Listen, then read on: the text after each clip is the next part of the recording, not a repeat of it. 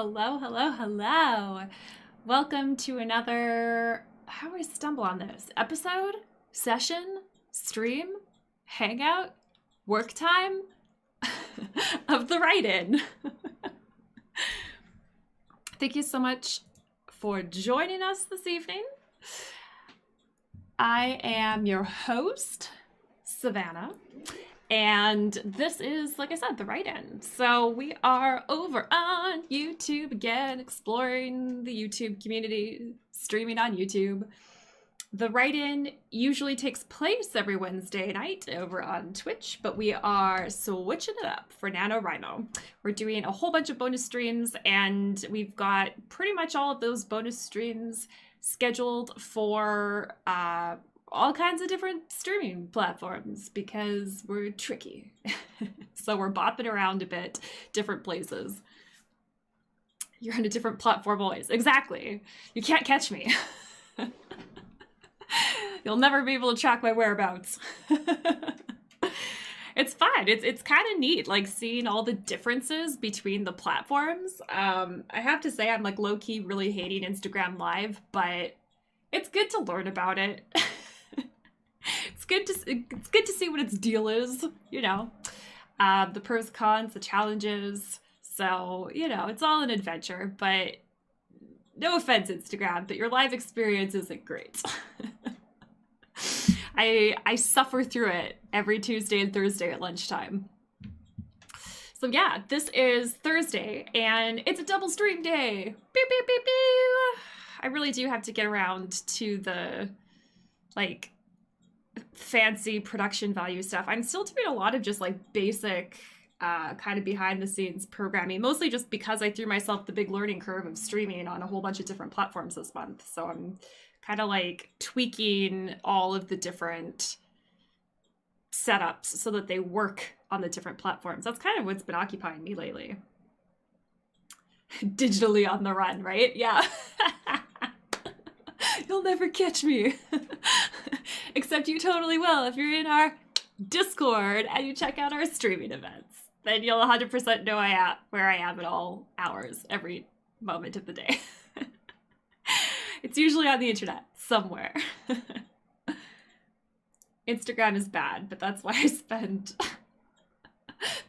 all my time there. Yeah. The vertical formatting definitely threw me off. Like when I was setting up OBS and trying to figure out where to put everything and the layout and stuff. And I was just like, oh, what is this vertical setup? I just feel like everything is so small. Like, even though you're still doing like a 1920 by 1080, like a 9 by 16, 16 by 9, whatever aspect ratio, it's still technically the same amount of like square pixels. But I found it really hard to fit the same amount of stuff just into that orientation. So yeah, that was fun. Not really, but it was an experience. So I rearranged everything to fit a vertical format. And then, yeah, I just suffered through it because unless you're willing to pay for a subscription to StreamYard or Restream, the functionality, if you're using a streaming software, is pretty limited. So I started spamming projects. Oh, like in the Discord. What does YW stand for? Are you referring to Discord? I saw you made some posts, but I was busy setting up the stream. It was working. But if you're referring to Discord, yes, do it up, spam it up. I'll check it when I'm offline. I hope, I don't know what username, so Kyle often joins me over on Twitch, and the other day he had a puppet show or a puppet like show stream, and I wasn't able to attend because what was I doing? Oh, I was in a tech rehearsal for the show that I streamed last night. And I promised that we would stream his puppet show thing from last Friday. So yeah, I hope he swings by. We'll see what username he appears under. You're nice and consistent, ISO. I'm consistent. That's all I want. I just want some consistency. It's so confusing when you start streaming on multiple platforms and then people follow you across platforms because you're like, whoa, wait, who are you? You've got like 3 different names depending what platform we're hanging out on. And then the other thing that happens so often is like people have different Discord names too. So that's the other thing is that, you know, don't make it easy on your streamer hosts. Always keep them on edge. Keep them guessing.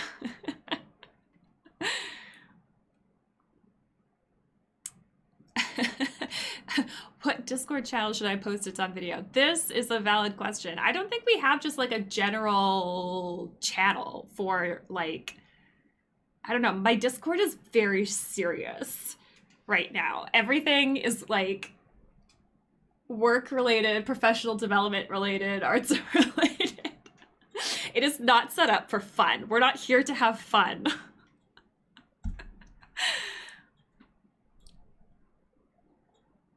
I'm literally building this name as a brand to bully another streamer. What? No, that doesn't sound like you. You don't like cyberbullying at all.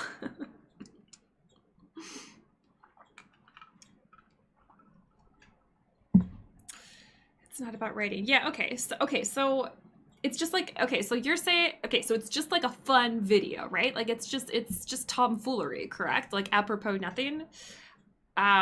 We don't have a channel for things that are apropos nothing.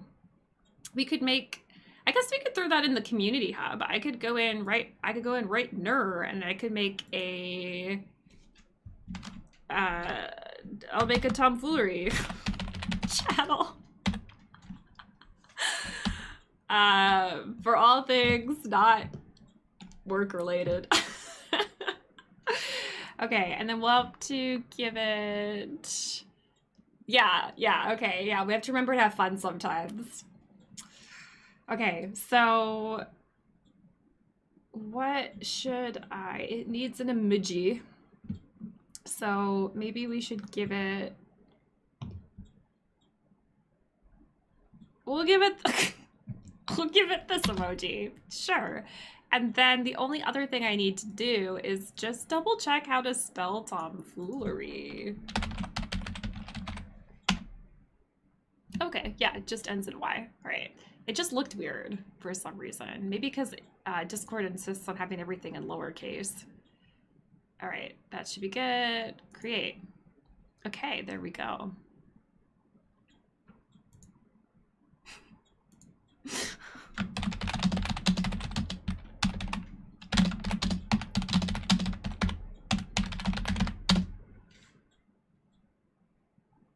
And oh, I'll probably have to go in and change the permission. Oh, sorry. I'm sorry. Why can't you just autosave? Don't yell at me, Discord. If I switch to go over into permissions after adding a description, just save it. You know I just wanted saved. Why? For why? Okay, so, oh yeah, I've got to change all these permissions because my universal settings in that section are weird. My settings everywhere are weird. I need to go back and like adjust all the permissions. I think there's probably some weird things that I didn't really intend. Okay, so we're gonna do, we want view channel. Oh my gosh. Why did my screen just jump everywhere? Yes. And I still don't fully understand Discord. I will put that out there. There's like messages and threads and DMs, and actually no, I understand what all those things are. I guess my biggest question is like when you reply, that creates a thread, but then in one of my channels, it made like, it showed the thread underneath, and I was like, oh no, we don't want that. That's gonna get too chaotic. Like that sidebar full of channels is already quite robust. So, but I want people to be able to reply to each other. Is a reply different than a thread? If you reply, it makes a thread, but unless the threading permission is on, it won't actually like nest underneath the channel. I don't know. I gotta look this up. But I think what I just said is correct. I think you can always reply to a comment, the threading, and then that creates essentially a thread. No, it just creates a reply. I can't answer my own question. There we go. We got there eventually.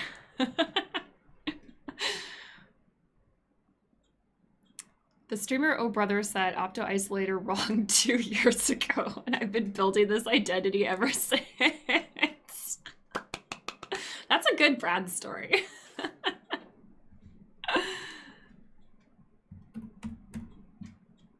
All right. I was making a Discord channel. So we wanted to, okay, what was I doing? Send messages. Yes. Yes, we do want people to be able to send messages. Public threads different than, no, we don't want threads. Replies we can automatically do. That makes sense. Embed links, probably. Attach files, probably. Reactions, yes. That's good. No. And that's good. Message history, probably. And sure, commands. Okay, ready? I'm gonna hit save. Here we go. Ta-da! We have it.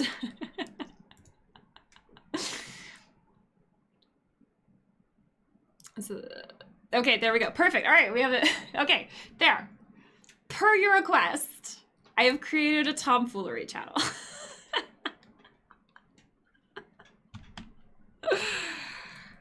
Excellent. All right. Pop that in there.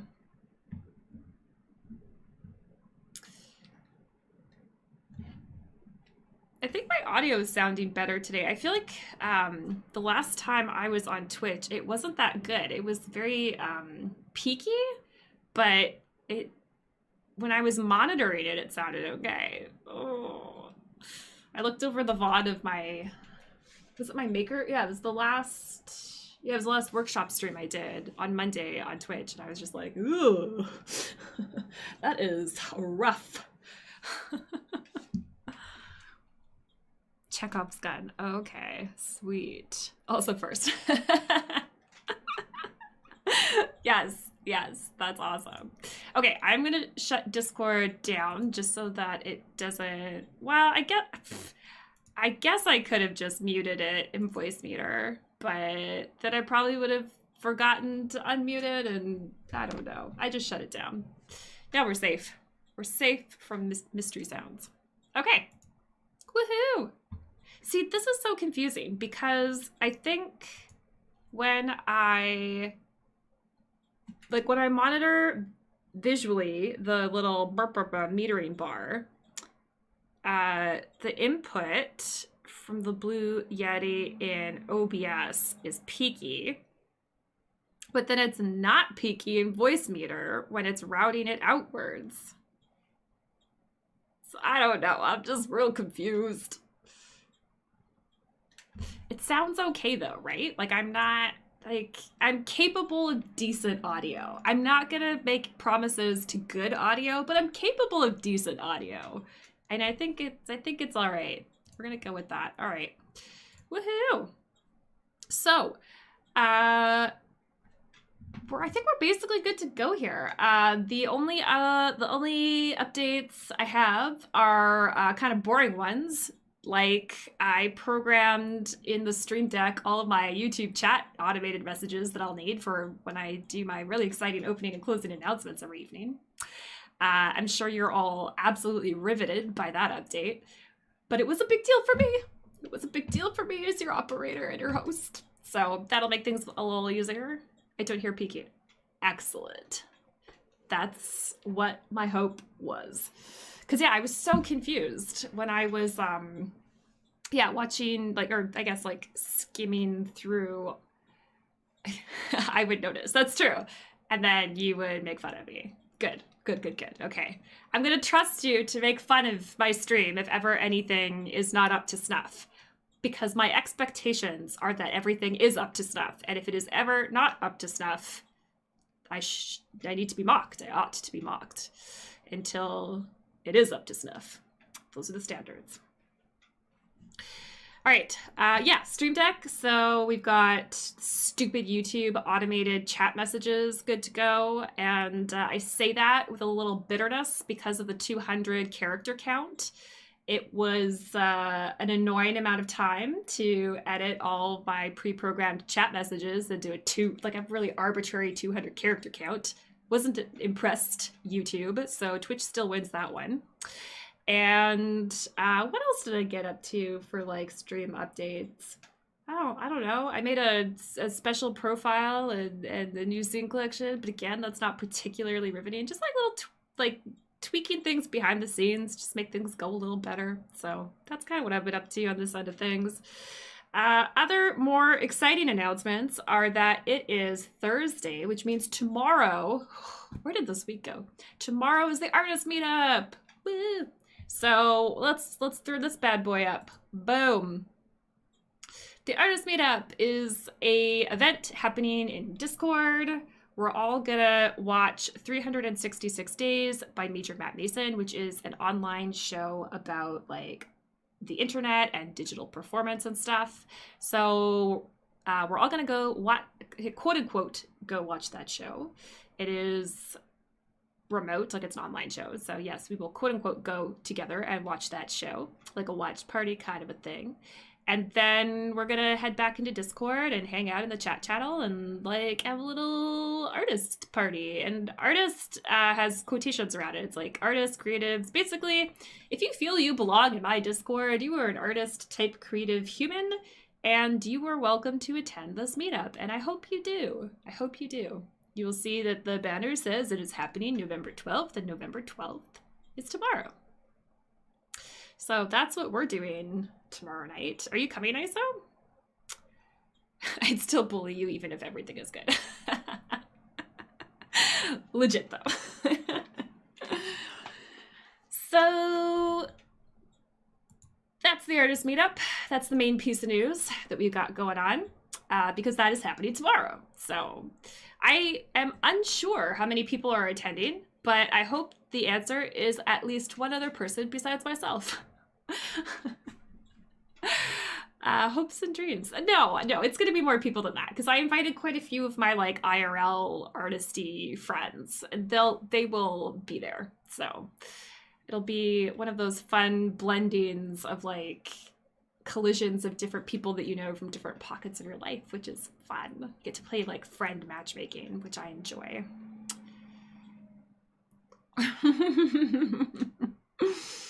I don't know. I was supposed to get high with my sister. That's a pretty good priority. Sister time is, well, I shouldn't speak universally. I enjoy my sister time. I have 3 sisters, and whenever I hang out with any one of them, it's a riot. And when I hang out with all of them, it's an enormous riot. Oh, I can embarrass you in front of real friends. I'm gonna be there. Yeah, it's kind of funny, like, being a human who is on the internet, because I feel like my in real life people just are, like, they don't get it. Like, there's a few of them who do, like, particularly, like, the digital artists and streaming artists, they get it. But, like, all of my theater friends, my puppeteering friends, writing friends who don't do the write-in, they just don't get the streaming thing. Hi, Blair. Speaking of real world friends, Blair is a human that I know in real life. How's it going? Welcome, welcome, welcome. Here, I'm not sure how long you've been in stream, but boom. Are you aware of / coming to the artist meetup tomorrow night? ISO has promised to embarrass me in front of all my real life friends, so we need at least one real life friend to be there.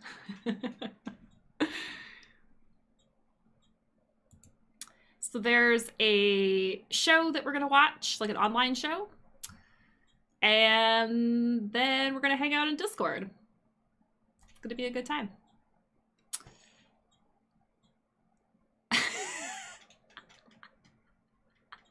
Wow, kind of dunk on us by having so many friends. Well, maybe I should be clear. I consider them friends, but that by no means guarantees that they consider me a friend. So it's up in the air to be determined. I know, but I do know a lot of people, and that has a lot to do with like the theater community and the work that I do and stuff. Like I know a lot of humans. I know a lot of humans, and I just call them all my friends.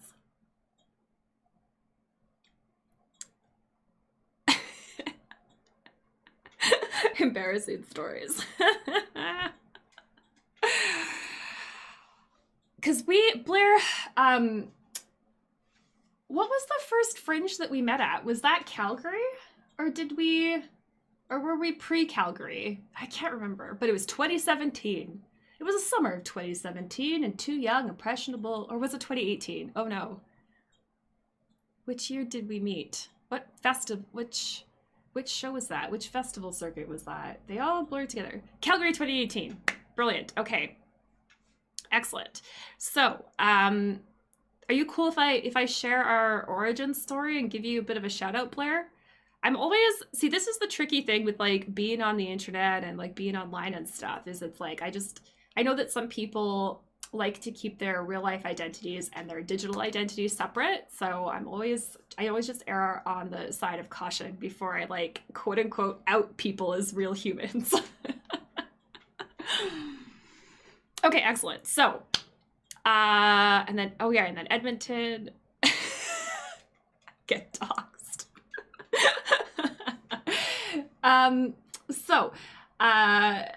It was the summer of 2018. Two young, talented, impressionable artists attended the Calgary Fringe Festival. One of them was myself, and I was director of artist services. And that is one of my favorite gigs ever of all time to do. I love being artist services because basically I get paid to be a professional friend, and that is the best job in the world. So I get to be like a little bit of a concierge type human. So particularly for like traveling artists, if they're like, where do I get good pizza? I tell them where to get good pizza. And particularly on the touring circuit, you don't always know people. Like you can arrive and maybe you don't know anyone. Either like your touring friends don't happen to be at that particular city, or you're new to touring. So it can be very lonely. And so that's where I come in. I'm the friendly face that you know, and I am always around. So I am there to chat with, and you are not so alone. That's artist services. I don't know, that's how I do it. And then there's like a lot of advocacy work and then logistics. You know, I do work, but it's also a lot of fun. And so, yeah, Blair was doing a show, and I forget the full title of it, but there was princess in the title of it. I have gotten rusty at remembering all of the shows that I've seen for sure, but I do remember that princess was in the title, and it was very funny and very silly. And what else do I know about Blair? Blair has a YouTube channel, and you make Pokemon videos. And Blair would be one of the humans who I know in real life who does understand the internet and wouldn't think that what I do is strange. Well, less strange. And then Edmonton. No, and then Vancouver. Did you do Vancouver as well that year, or was it just Calgary and Edmonton, Blair? You rocked that position. Thank you. Thank you. I can't take full credit for it because I do think, well, no, that's not true. It is a highly skilled position. You need to have strong soft skills and be fairly organized. So, yeah. But yeah, I don't know. Yes, okay. It is hard. But just because I enjoy it doesn't mean it's not hard. There we go. I think that's the wires that were crossed in my brain. But Michelle is also very easy to work with, so that makes it considerably easier. She is a fantastic festival director and is just so open to suggestions or concerns, so that also makes it very easy to do my job. Because I always come in like ready to throw punches for artists. Or really just one. I really just throw one punch, and it's that we need to get more ticket sales for them. That's the main punch that I throw. There are so many shows. Good on you for remembering even that. I didn't. You went right. Oh, right. Okay, so that's when you went to Japan. It was like right during Vancouver Fringe. Got it. Okay, sweet. There we go. We've traced the timeline back. Yes, more ticket sales. Yeah. It's so frustrating that so many festivals don't understand. Should I say the metaphor that popped into my head? Yeah, okay, I'm just gonna go for it. So, this is the way that I think a festival circuit should work. So, I feel as an artist, but also as a producer, like as someone who produces festivals, like I am on both sides of this fence. So I feel I am allowed to have like a significant opinion on this, like a weighted opinion on this, because I've been and am still frequently on both sides of this. It's not an argument, but they are at times opposing sides, because often what the festival wants or what the festival thinks is good for it can be at odds with the artists and what the artists need and what's good for the artists, although it shouldn't. I don't know why it is, but sometimes that is the case. Anyways, so I feel that when you run a festival, and if the financial model of your festival vis-a-vis the artists is that the artists are in charge of their box office, like that's how they get paid, is through box office. If you are operating under that model, then your job as the festival is to fill the barrel full of fish. And then the artist's job is to shoot as many fish in the barrel as possible. But it is the festival's job to put fish in the barrel. So that's something that I spend a lot of time trying to explain to festivals for some reason.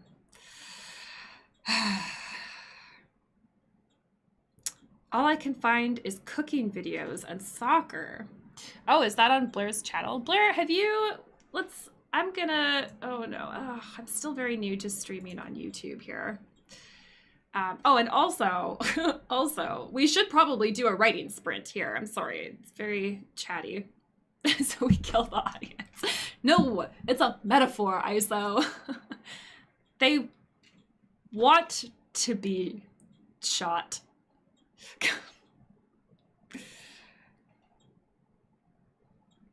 Totodile tails, that's right. Right, but that sounds like work. Yeah, that's the problem, right? It's just so much easier to be a festival and tell the artists that, by the way, you're not getting any kind of guaranteed fee for being here. You do need to provide all the upfront costs of your travel and accommodations, and also we need you to pay us a fee. And also, even though you're brand new to this city and don't know anybody and don't have an audience base, you also have to provide your own audience. It's just like, and what? Really? Like, we think that's a reasonable expectation to put on artists? And like, I'm talking, you know, and I'm being a little bit flippant. Not all festivals are that oblivious. And a lot of festivals, that is what they intend, but intention versus ability to execute, not always the same thing. So I'm not trashing festivals. I'm just saying that if you make me pick a side, I'm gonna pick the side of the artist.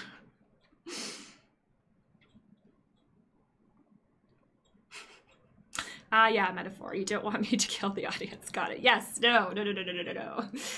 Let's, yes. No.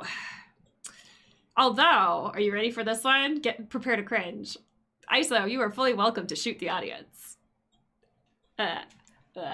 Videography joke. Come for the writing sprints. Be disappointed that we don't do any because we start talking too much. Stay for the puns. Welcome to the write-in.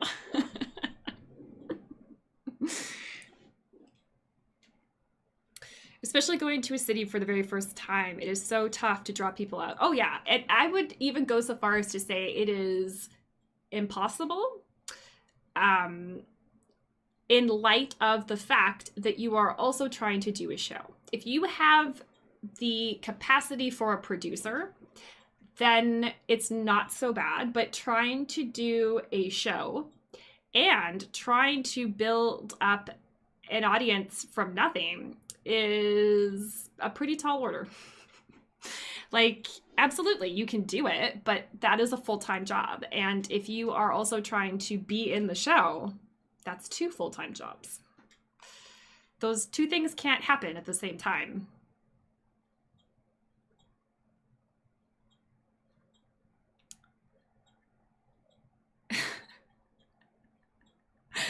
have a solo show called The Audience Dies at the End, right? It's the ultimate twist. Like strangers on a train. Definitely don't do the murder. Got it. Yes. Oh, right. No murder. Right. I keep forgetting. Right. We need these reminders. I was trying to think of a segue. I can't think of one. So, segue. We should do a writing sprint. So, what do we... First of all, let's see. Speaking of audience, who's in the audience today? Who's in the crowd this evening? And will you join us for a writing sprint? So I will deliver some information just for the benefit of folks who may not be super familiar. So NaNoWriMo stands for National Novel Writing Month. It is a fun thing that happens on the internet every November where the internet gets together and sets a goal, each of us sets a goal of writing the first draft of their novel in a month. And it's silly and it's outrageous and it's a lot of fun. And also, you don't have to feel obligated to do the first draft of a novel in the month. You can set a goal for whatever you like. That's what I do.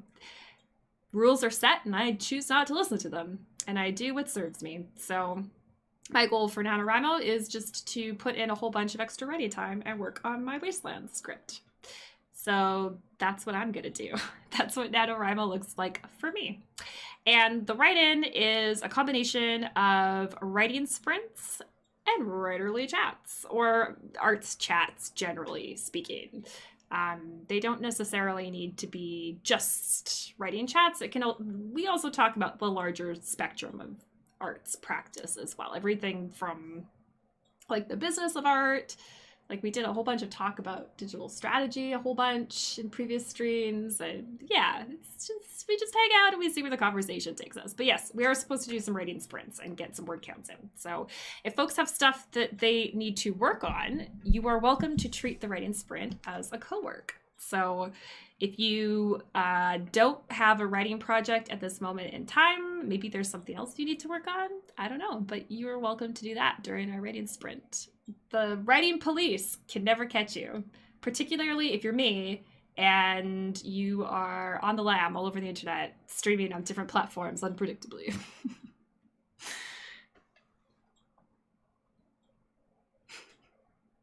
The reviewers for The Audience Dies at the End are suspiciously absent. Novel writing doesn't sound like fun. You can't fool me. That's some Tom Sawyer fence painting crap. Yeah. Novels are a lot of work. They're very long. Hence why I write plays. I'm not gonna lie. I think that was a huge appeal to switching over to becoming a playwright. Like, novels are long. You know what's much shorter? A play. And considering how slow I write, like we literally get to witness the phenomenon of like how slow Savannah writes. It's like an iceberg creeping across the prairies. It's not an iceberg, it's a glacier. Those are two different things, fool. Just because they're large hunks of ice does not mean they're the same thing. Jesus, get it together. Yes, so yeah, I could maybe do one novel in my lifetime. Maybe. But at least when I write a play, I could, in my lifetime, maybe I'll write 3 plays. I feel really good about that goal. Damn, I'm gonna write a play. You should. It's so much easier. No, that's not true. It's not easier. It's just shorter. But that in and of itself makes it a little easier. A very cool concept for a stream. Get the creative processes flowing. Yeah, that's... Like, okay, so the origin story of this stream is the write-in used to be like a physical event that I used to host. Back when I was living in Calgary, before I lived in... What's the timeline of this? Because I'm thinking of a particular apartment in Calgary that I lived in for a while. It was that apartment in Calgary, and then it was Germany, and then it was... Mark was my roommate, and then I lived in Spain. Okay, that's what happened. Anyway, so it was the pre-Germany... Was it the pre-Germany apartment? No, it was the post-Germany apartment. I don't know my own timeline. I can't keep... Anyways, the point is, there was an apartment in Calgary that I lived in, which was one of my favorite places I've ever lived because I could go up the stairs. I was in the basement apartment. I would go up the stairs and then I would go down the hallway and out the door and then onto the sidewalk, like 2 steps, and then in another door. And then I was in a cafe. And so I used to host the write-in Wednesday evenings at the cafe that was literally like a 2-minute walk from my front door. And it was the same thing. It was just like a big co-working group. There was usually about 4 of us typically. We had some like people who would pop in and out who weren't like super consistent, but me and Cody were like the core members of the write-in. Cody was almost always there.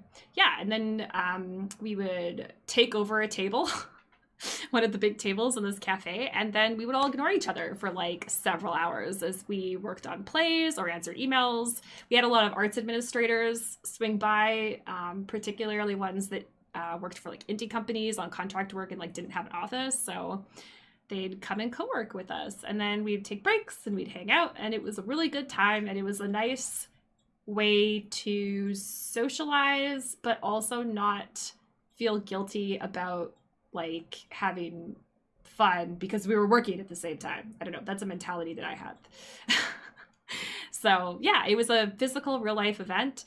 And then I kind of got too busy to continue it. And then the pandemic happened. And it seemed like the opportunity to connect with people was something that folks needed desperately, particularly online. And then it took me a while to get it up and running because I was doing a lot of digital producing. And then I got it up and running in this past spring. So, sorry, that was a very long origin story for what really is not that complicated a tale, but that's how I like my stories. Overly complicated and with confusing timelines. I didn't write an outline for this story, so it's going to need a second draft.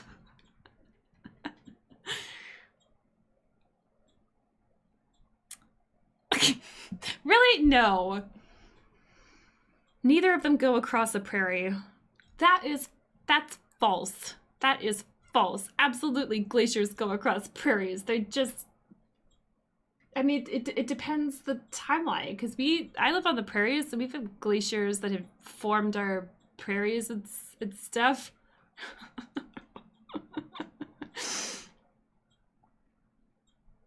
Maybe it's like not the prairies during the timeline that the glacier is moving across it, but then it becomes the prairies. Maybe that's it. I'll concede 50% of that sentence, but I'm maintaining the other 50%.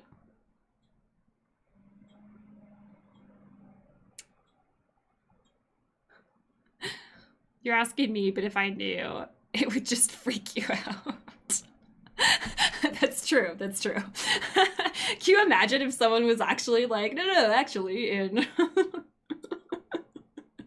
I know your timeline better than you do. Just watching your stream, I'm getting recommended all kinds of writing vids on YouTube now. Ooh, that's useful. I'm always trying to find good YouTube videos, but a lot of them are like BookTube and AuthorTube are predominantly YA fantasy, the YA fantasy community, and that's not my jam.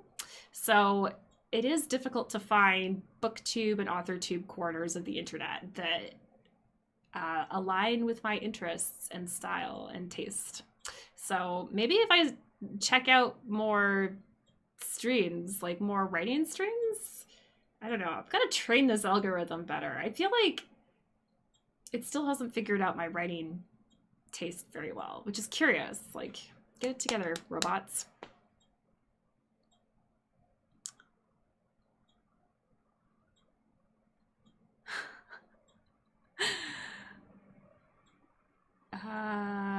Are you working on something new, something old? I'm working on Wastelands. So I've been working on the show kind of on and off for 2 years. And it's, in theory, going to open up this spring and have like a premiere in the Festival of Animated Objects in March 2022, which is very exciting. And this is the show that I did in Vancouver Fringe in 2018, but the version I did in Vancouver Fringe was really just a workshop, and then it's changed significantly and kind of exploded. It's quite kind of large scale now. So I'm feeling like really intimidated by my own project right now and my ability to pull it off, but it'll be fine. It'll be fine. Everything is going to be fine. And then it's going to get a second premiere in July here in Edmonton, where I currently am at the moment. And that's in the Found Festival. And we're planning to do some basic streams of both of those shows. I would like to more properly adapt it for digital with like really cool things, but I'm not going to have capacity to do that this year. So my thought was we'll just set up a basic stream, like maybe 2 or 3 cameras, just like no fancy effects or interactions, unfortunately, but just something to let people who aren't around, or like who knows what the pandemic's going to be like that far in the future. There's no way to know. So yeah, I'm planning to do some simple streams just to make sure it can get out into the world. Glaciers go across prairies? Question mark. Was it prairie when the glacier went across it, right? These are questions. These are questions. Okay. I keep hearing bread tube. What is bread tube? I'll put bread tube in the show notes. I'll look it up. Excellent news. Yeah, thank you. It was technically supposed to open last year, but we all know how that went, right at the pandemic. But also, it was a good thing because it was kind of a good thing that we got postponed because of the pandemic, because last year, the grants that we had for Wastelands, we got a few, but we didn't get nearly enough to do it to the full extent that I wanted to do this show. So at the time, we were planning to do basically another workshop performance, just like a more advanced workshop performance. And then me and my collaborator, Lindsay Zass, were talking about not even bothering, because we were like, honestly, we don't need another workshop. What we need is like the opportunity to open this show. So yeah, it all worked out for the best, because we got many more grants this year and we're able to like do it to the way that it is in my head. And I think I have gotten to the point of my illustrious, debatable, artist career where I don't want to do things if I have to compromise anymore. Like, I've just been so disappointed with things in the past from having to like work within the budget that we've got instead of working within the budget that that project needs. And I just don't want to do it anymore because it makes me sad. And it's actually kind of worse than if I didn't do it, oddly enough. So yeah, all of that to say, it all worked out for the best, because now we're going to do the show as it was intended to be done. So it's very exciting. Yeah, I'm very excited and scared. Mostly scared, but also excited. I'll be more excited later. Right now, I'm just mostly scared. And BreadTube. Oh yeah, Zoe B and Sarah. Oh yeah. You were telling me about this. Oh yeah, sorry. I do know what BreadTube is. You've explained it to me before, and then I forgot, because I'm like that.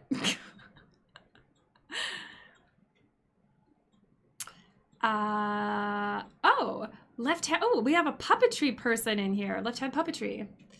Do I know you, Left Hand Puppetry? I love when puppet people show up. Okay, I'm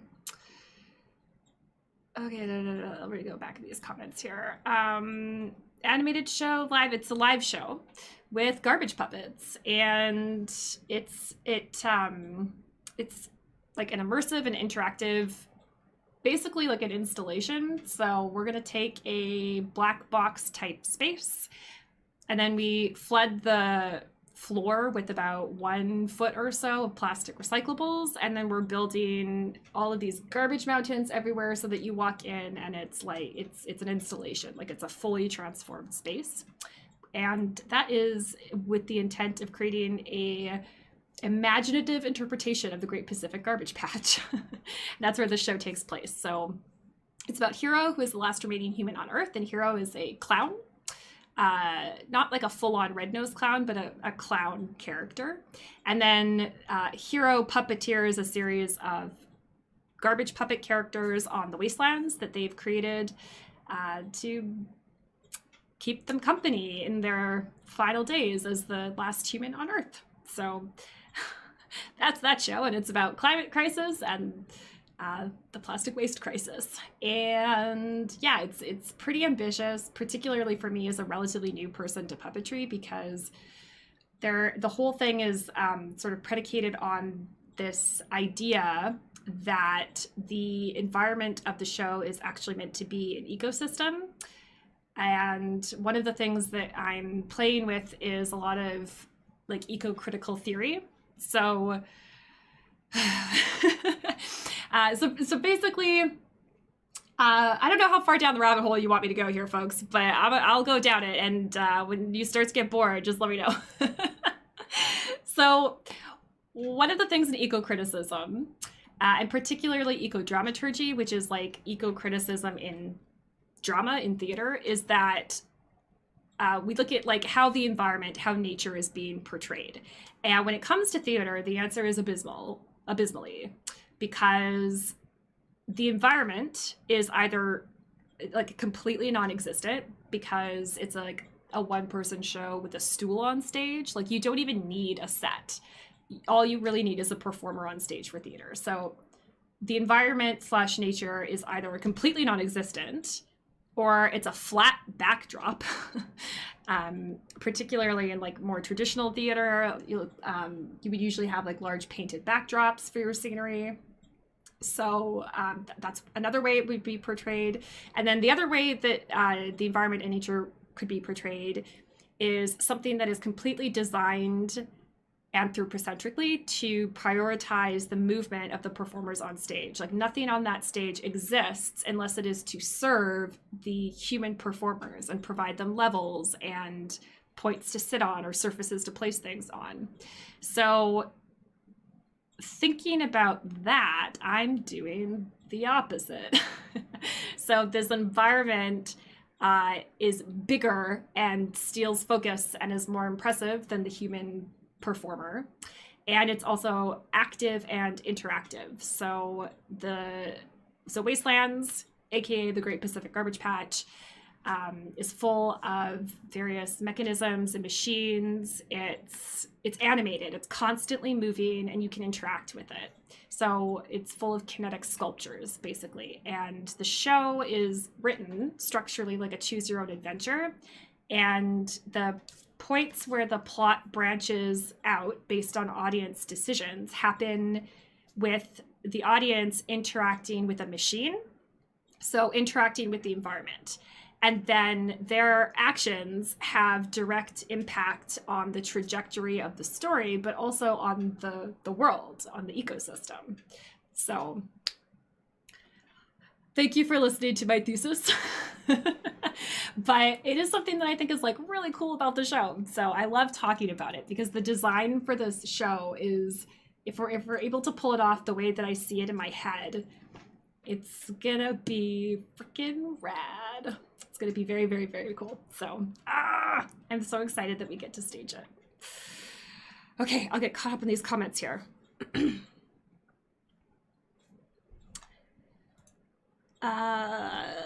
I just saw that Ottawa Fringe application is open. Have you seen any other festivals that have applications open? I saw, what was it? Was it Orlando Fringe? Was it Orlando Fringe? One of the Fringe festivals was like, applications aren't open, but just in case they do open, get ready. And I was like, what was the point of that post? Your applications are either open or they're not open. And asking artists to prepare and put an application together and do that labor when you may not even hold a lottery or have a festival is like questionable to me. And also just like a social media strategy that I hate, which is we don't have anything to say, but we're going to make a post anyways. I shouldn't be mean. But I don't know. That is my opinion. That is how I view that post. There. That's fine.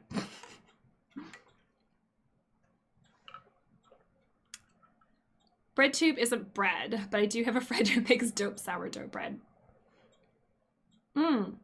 Is bread tube like the notion of bread in Les Mis? Is that sort of like where the bread tube thing comes from? That is awesome. Thank you, Left Hand Puppetry. I'm so excited to share it. I'm so freaking excited because I've been working on this show since 2018, so it's been a long time coming. And yeah, we're gonna we'll set up a basic stream of it so that, because yeah, I have a lot of internet friends and I would like to share my show with them. So yeah, streams are great for that. I really love the fact that we've got so many digital theater options and digital performance options now, and it's kind of been normalized a little bit. I am just so freaking excited to like see everybody's stuff and then like share my stuff. It's great.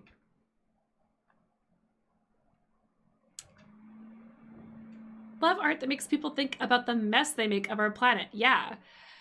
I have so when I started working on Wastelands and then started all the research for it around the plastic waste. Oh, I'm losing my voice just totally randomly.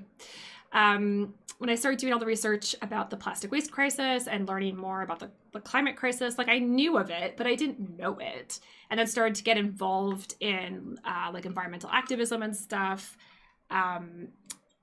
It just became kind of like really apparent to me that as an artist, I was just kind of like really struggling with my role as an artist and like, what am I doing about this? So it's ultimately because of Wastelands that my sort of artistic focus now is basically like art as climate action. So that's a lens that I think all of my, what I call in my head, like my mainstream projects, like my big shows, I think every show from here on out is probably going to have some sort of environmental focus to it because it has the elements of things that I already love, which are the intersection of art and science. And then I just feel like that is, one of the major points of socio-cultural conversation happening in my lifetime. So that is the thing I'm going to talk about and make art about because I need to feel like I'm doing something. I need to feel like I'm doing something, and the thing I know how to do is make art, so that's what I'll do.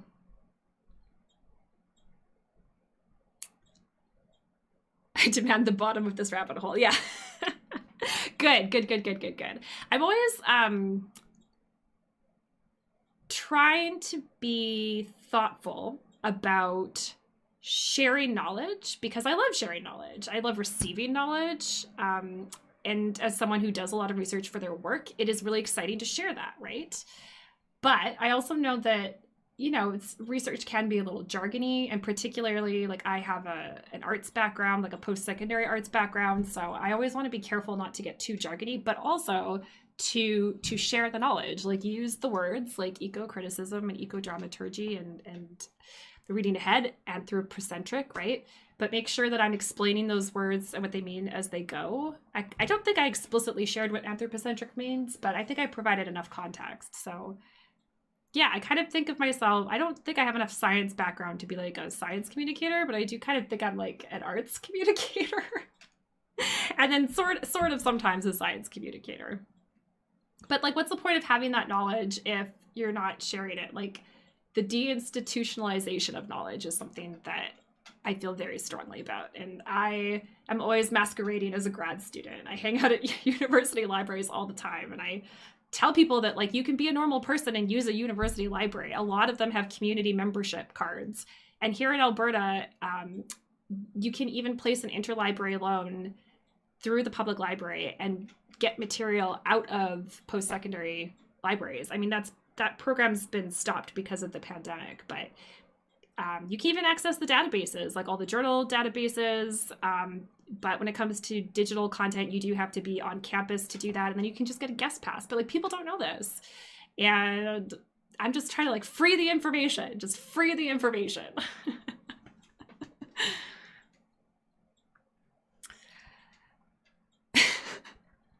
I'm mad. This is good. So I can't bully you about it. Okay. Have you heard how hard I'm working on this show, ISO? You could work a little harder to find something to bully me about, I'm sure. Step up your game. I mean, the fact that I'm rolling in trash and that's my job lately, that, I think that's an easy go-to, like, because I'm building, it's all off camera, but I can drop, here, I'll drop a link that's relevant. You can see my garbage collection, or some of it. I made a YouTube video about like organizing my garbage collection, and then talking a little bit about what I've learned about the waste management system and plastic waste. So that is my garbage collection in the latest video. And I was talking about how cheap organization is usually like plastic bins, and you know, I try to not use as much, like I try to really reduce my plastic usage. So anyway, I made a YouTube video. It's a bizarre mashup of like an HGTV home makeover slash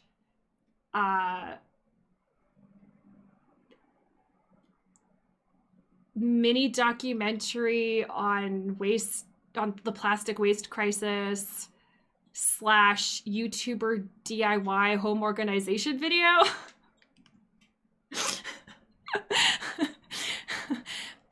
Yeah, that's, and okay, why didn't that work? I'm so confused. Sorry. Oh my God, Stream Deck. I'm gonna flip you. Okay, that is programmed. Why didn't that show up in chat? Did I not hit it with enough conviction? Yeah, it says it's broken. What? Why? This Stream Deck is gonna be the end of me. I swear to God. The amount of time I spend programming it and then fixing it and then trying to use it and it doesn't work, I'm gonna die of despair. I swear to the Lord. Okay, well, I guess I'll have to manually put this in like a peasant. You know what? I can't. I don't have the emotional fortitude to do it. You can click on my YouTube channel. I'm on my YouTube channel. It's my latest video. If you're interested in watching something that is part YouTube DIY home organization video, part HGTV room facelift reveal slash mini documentary on plastic waste, that's the video for you. My social media strategy is go so niche that your content only resonates with yourself. That video has no audience, but I love it. Anyway.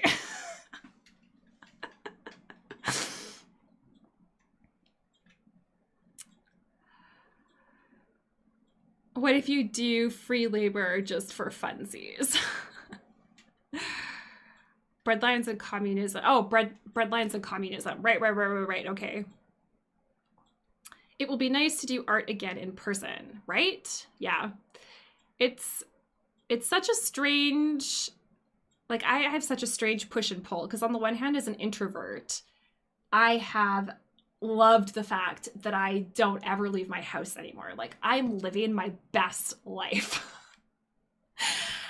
But I do also miss festivals. Like I miss bursts of really intense socialization, and then like being able to retreat back into my home for like 3 months again. So yeah, I don't know.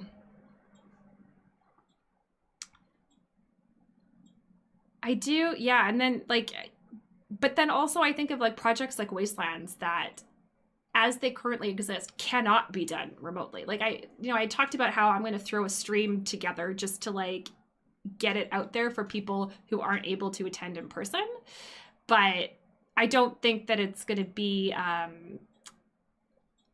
it's not going to be adapted in any way. It's literally going to be like watching a very high quality archive. Like it's like I'm going to have like multiple cameras and stuff. It's not going to be like bad. It's going to have decent production value, at least for like a recording, but it's still just going to be a artifact of the experience. It's not going to be an experience. Yeah, it won't be. Yeah, that's what I'm getting at here. It's not going to be an experience in and of itself. And so that show still needs to be adapted properly for digital so that the remote online audience can interact with the physical performance space, because that's how you make that translation accurate, and that's how you can turn that from an artifact of the experience into an experience in and of itself. So I do still want to do that, but obviously that's going to be something for like 2023. First, we need to do the show. Then we can adapt the show for digital. And so, yeah, and that show can only be done as the experience of that show currently only exists in person, like, you know. So if you're passionate about the things you're talking about, it won't be boring to anyone. Whew. Good, because I just get very excited about everything.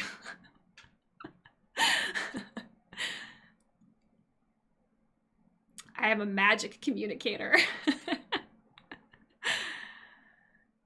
Nah, this is good. Can't even pretend to bully you for it. Aw.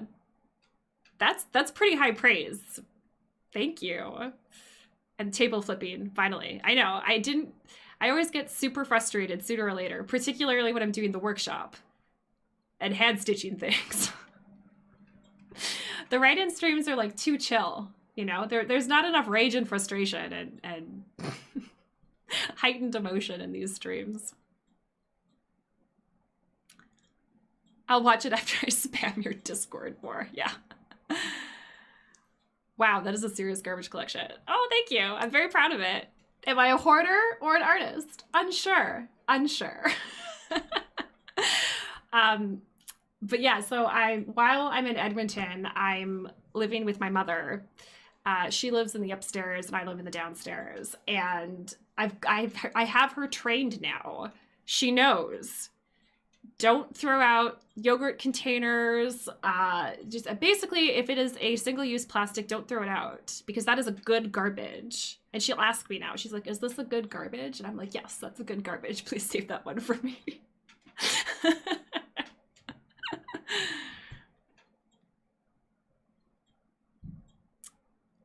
I'm gonna be there in person. I'm getting the full thing. Yeah, it's. Oh my God. If I can get it to be the thing that I see in my head, which is always the trick, right? But if I can get it to be the thing that I see in my head, I do genuinely feel it's going to be like so good. So good. Like it's, my background is as a collective creation, devisee, creator, performer human. But for this show, because the scale is so big and we're still indie level, when it actually opens properly, like in its full thing in the spring, I'm not going to act it at this time. So that's a decision that I have made because of capacity issues. But on the plus side, I get to watch it. Like I'll have a different experience not being on the stage, but getting to watch it as an audience member now that I'm like, quote unquote, just the director. And so like, I'm just as excited to watch it as everybody else.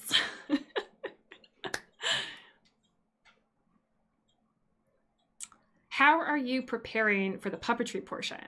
Yeah, so at the moment, I am focusing, actually that's what I do in the write-in, is I work on the script for that show. So my current focus is on the script because, oddly enough, we've had a lot of opportunities to develop and workshop the puppetry portion of things. So we've had several building and prototyping and just experimenting workshops in the past.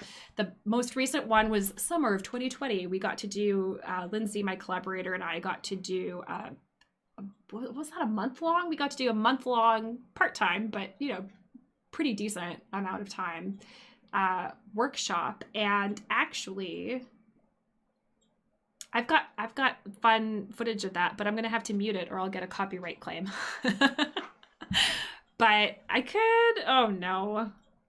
Okay, here you go. Here's your moment, Iso. You can start bullying me because I'm gonna live program here. I think, let me see, yeah, this will be fun, I think. Let's find out. I'm going to see if I can pull up, it's just like I think it's only a 30-second clip. I put it together for support material, basically, for grants. And so because nobody was watching it except for juries, I just grabbed, I think it was a song at the time that was trending on TikTok, honestly. But Yeah, I'll have to mute it so you won't catch the vibes. But yeah, I can share a little bit of some of like the prototyping that we've done. One of the funnest little gimmicks we have is that Hero uh, so Hero is themselves. Sorry, okay. So when I was playing Hero, she was a she because it was me. But in subsequent rewrites, I've made Hero like non-binary, gender neutral. Like they go by they, because now that it's not my body playing that role, I'm thinking more about specifically like gender being a social construct, and if there is no society anymore, then it's kind of a super irrelevant thing. So anyways, sorry, that's why I sometimes get Hero's pronouns confused, because their pronouns have changed. But anyways, yeah, okay, let's see here. I am gonna need to stop talking for a second or I will never get this programmed. Talk amongst yourselves. And I'll pull up this video. Okay, so I want a media source. Yes, girl, you're doing the thing. You're killing it. Puppet Workshop, yes. And then I just have to remember where I put this file. I used to have, okay, so this is gonna be a vertical video of the clip of like the compilation of build footage that I've got here. I had one that was exported in like normal, like full 9 by 16, 16 by 9, whatever, the normal aspect ratio, but that got lost in a horrific moment wherein I dropped a hard drive and destroyed it. So I just have this vertical buddy left. And I just haven't had the gumption to like go in and re-edit that. Okay, so I want this, and I want this, and I want support material, and this. Okay.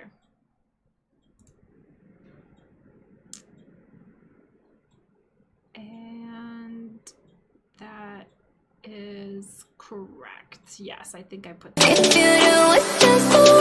Okay, close that friend down, and then we'll make it bigger.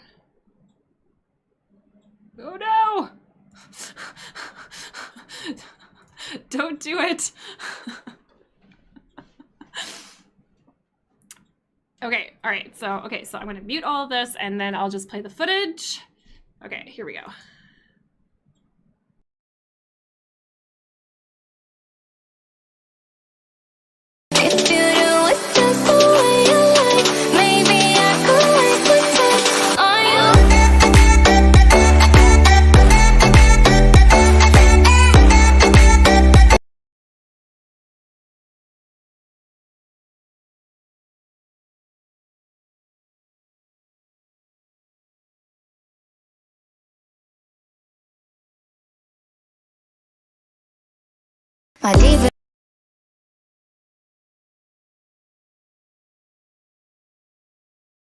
I didn't mute enough things.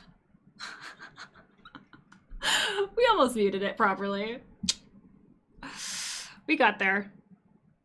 Yeah, so that's some quick footage. I don't know how much of that was like, it was, like I said, I made it for support material for a grant, so it's kind of like a sizzle reel, so it goes by like very quickly. But yeah, so we've got like Hero, who is the main character, also like puppeteering a puppet of themselves called Mini Hero, who I love. And then the other thing that I love about that is like Mini Hero, like the puppet that Hero puppeteers of themselves. Mini Hero also puppeteers a micro hero. So there's like a puppet puppeteering a puppet of themselves, puppeteering their own puppet puppeteer. So anyways, I love that. You got to see little bits of like Mini Hero in there, and then the big wheel that we built for some of the like walking through the wastelands. So we have this little like puppet character walking on that big spindle, so that you get, yeah, sort of the effect of them walking.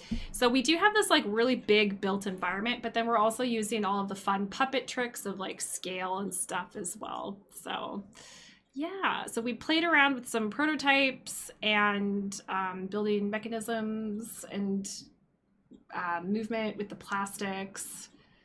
And yeah, and I think one of the things that we decided that kind of came out of that is that we're gonna, with the exception of all of the different inventions that Hero makes and that are the points of interaction with the audience, the actual puppet citizens themselves are probably going to be closer to animated objects, like more like found objects, because we did have more built versions, like where we would attach two pieces of like, so the Dawn character used to be made out of a fabric softener bottle and, oh no, it was a fabric softener bottle, and then she had a little scarf out of a red plastic bag, and then it was like, oh yeah, because she had the handle. Then I had the handle from Milk Jug, and I could like move her head and stuff. So, but yeah, but then some of the questions we had were like, does that really make sense? Because like, in order to build puppets, you need a lot of materials and tools and stuff. And if Hero is like the last remaining human on Earth, trapped in the Great Pacific Garbage Patch, like how is she making these puppets? But then again, it's art and we can suspend our disbelief, and that's, you know, it's, I don't know. So we're going to see like how elaborate we're going to make the characters versus how much we want them to retain their trashiness, because there is also something to be said thematically in the show about the puppet people being pieces of trash and occupying this space in between resource and rubbish, as I've described it in previous things that I like, pieces that I've written about that show. Because another like theme that just sort of inevitably comes out when you start talking about garbage and waste is like, how do we value things, and like how do we value lives, how do we value the environment, what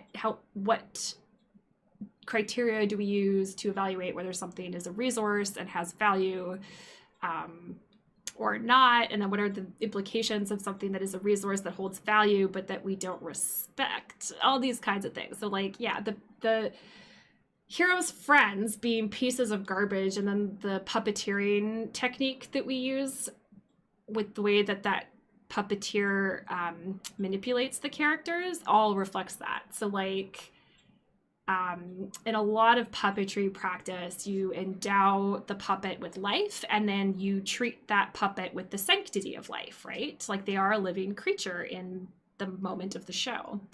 And because we're playing with these questions of value, the puppeteering technique for the garbage puppets is like very much the opposite of that.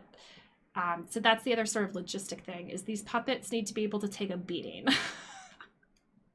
So the less mechanisms they have, the better they're going to stand up to being tossed, hucked, booted, dropped, sat on, like that sort of thing.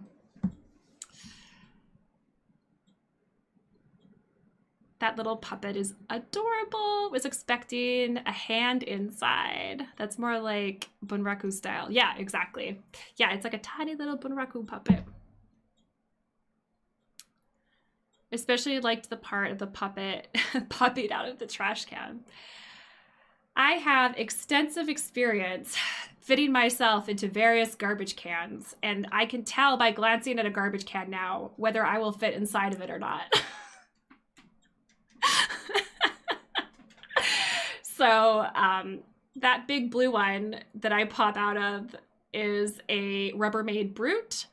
That is the minimum size you need as a full-sized adult human to get in and out of a trash can. Because just because you can fold yourself small enough to fit inside the trash can does not mean you can actually get out of it once you're inside of it.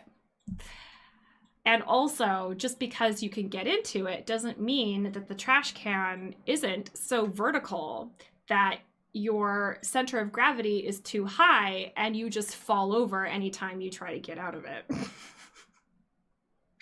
We had a lot of workshop footage of me in various garbage cans, getting in and out of garbage cans, getting stuck in garbage cans. It's a little ridiculous.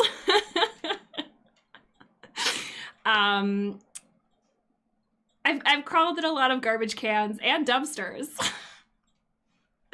When I did the workshop performance of Wastelands at the Vancouver Fringe in 2018, we did it in a back alley, and the environment was built out of dumpsters and garbage cans.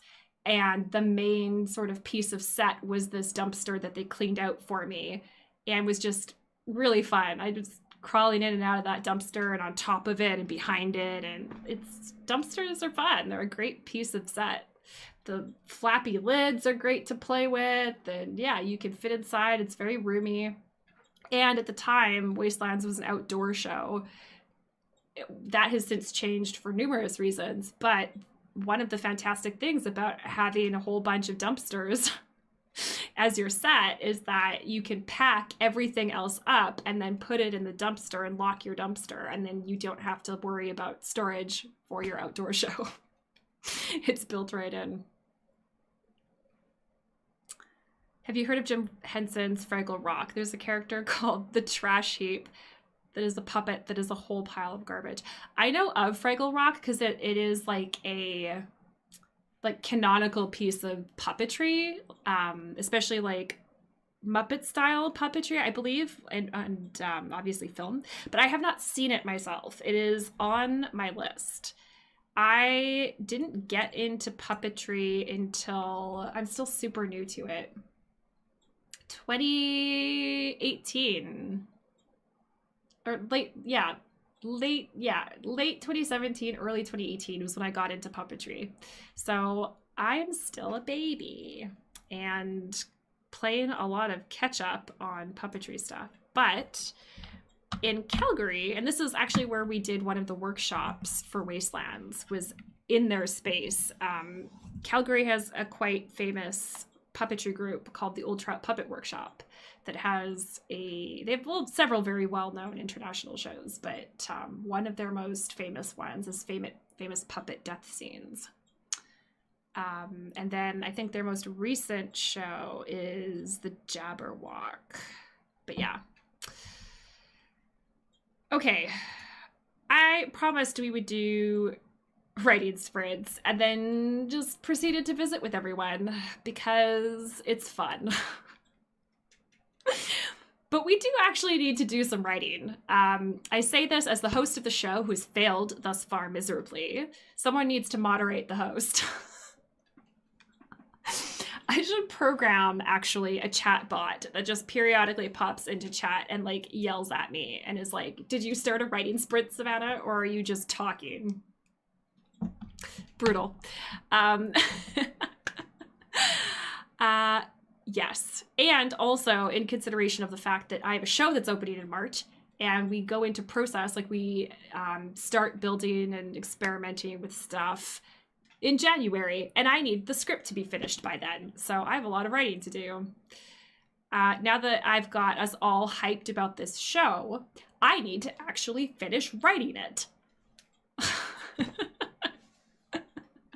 No writing. So you could find something to work on. I know it's the writing sprint, but again, like what? The writing police are going to come after you? Folks are welcome to use the writing sprint for just like any old kind of co-working thing that they need or want. Like I said, what are the writing police going to do? Come to your house, knock on your door, ground you? They'll have to catch you first. All right, so we started at about, I think I started the stream a little bit late because I usually do. It's just how it is, okay? I say we're going to start at 7:30 and we actually start at 7:45, but if everybody knows, then we're all on the same page and it's fine. So it's 9. Typically we'll go until 10 on a Thursday, but I feel like I've got pretty good energy. We can maybe run a little bit late, particularly if we're being productive and doing what we're supposed to do and writing. We could go a little bit longer. So maybe let's do an hour and a half writing sprint to make up for all of our chitter chatter. I mean, like, I'm not mad. It was really fun hanging out with people, but also I'm failing at being a host. Oh, I've got stuff to write. I just refuse. But see, that's why the write-in and writing sprints are so good, because you have this like community focus and community energy that you can harness to help force you to do things that you want to do, but just keep putting off or getting distracted from. All right, so yes, let's do that. Let's do a hour-and-a-half writing sprint, and then we'll check in afterwards, and then that'll be good. Then we did an hour and a half of writing this evening, and we made new friends. So that's a night well spent. Sounds like you're not mad. I'm never mad. Well, that's not true. I'm rarely mad. Thanks so much. Oh, thank you so much for dropping by, Left Hand Puppetry. If you want to like stay in touch, because I mean we chatted a lot about myself, but based on your name, it sounds like you do puppetry, and I'd love to hear about the kind of puppetry that you do and the projects that you're up to.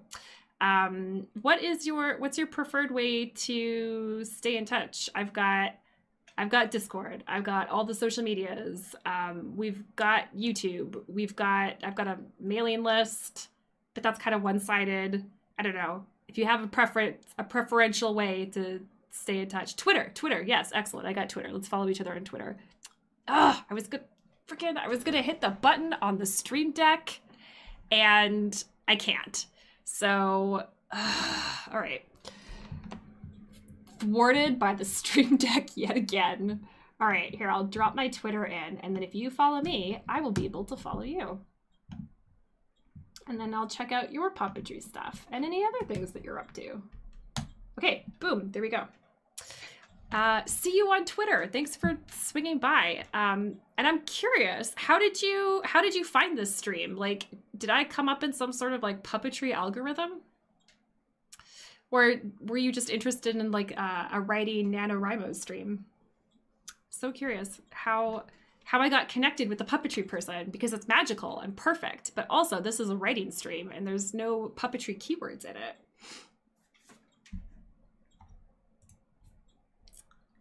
Have a good night. Thanks for swinging by.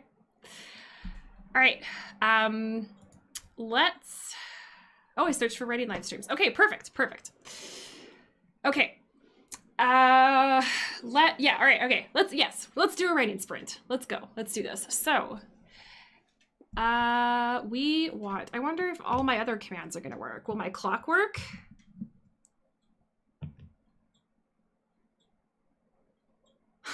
Well, all right. So time is working for me this evening. That's new. That's novel.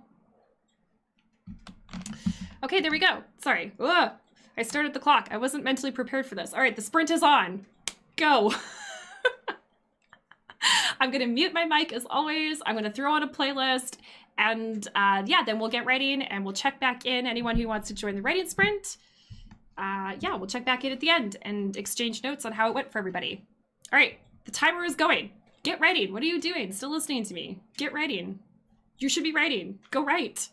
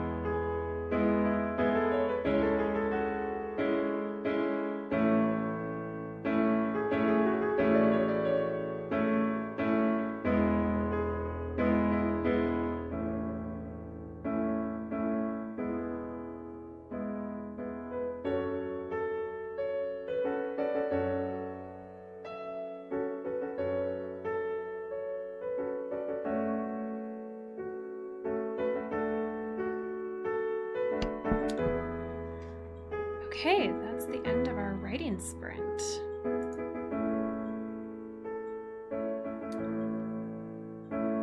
As always, don't forget to save your work.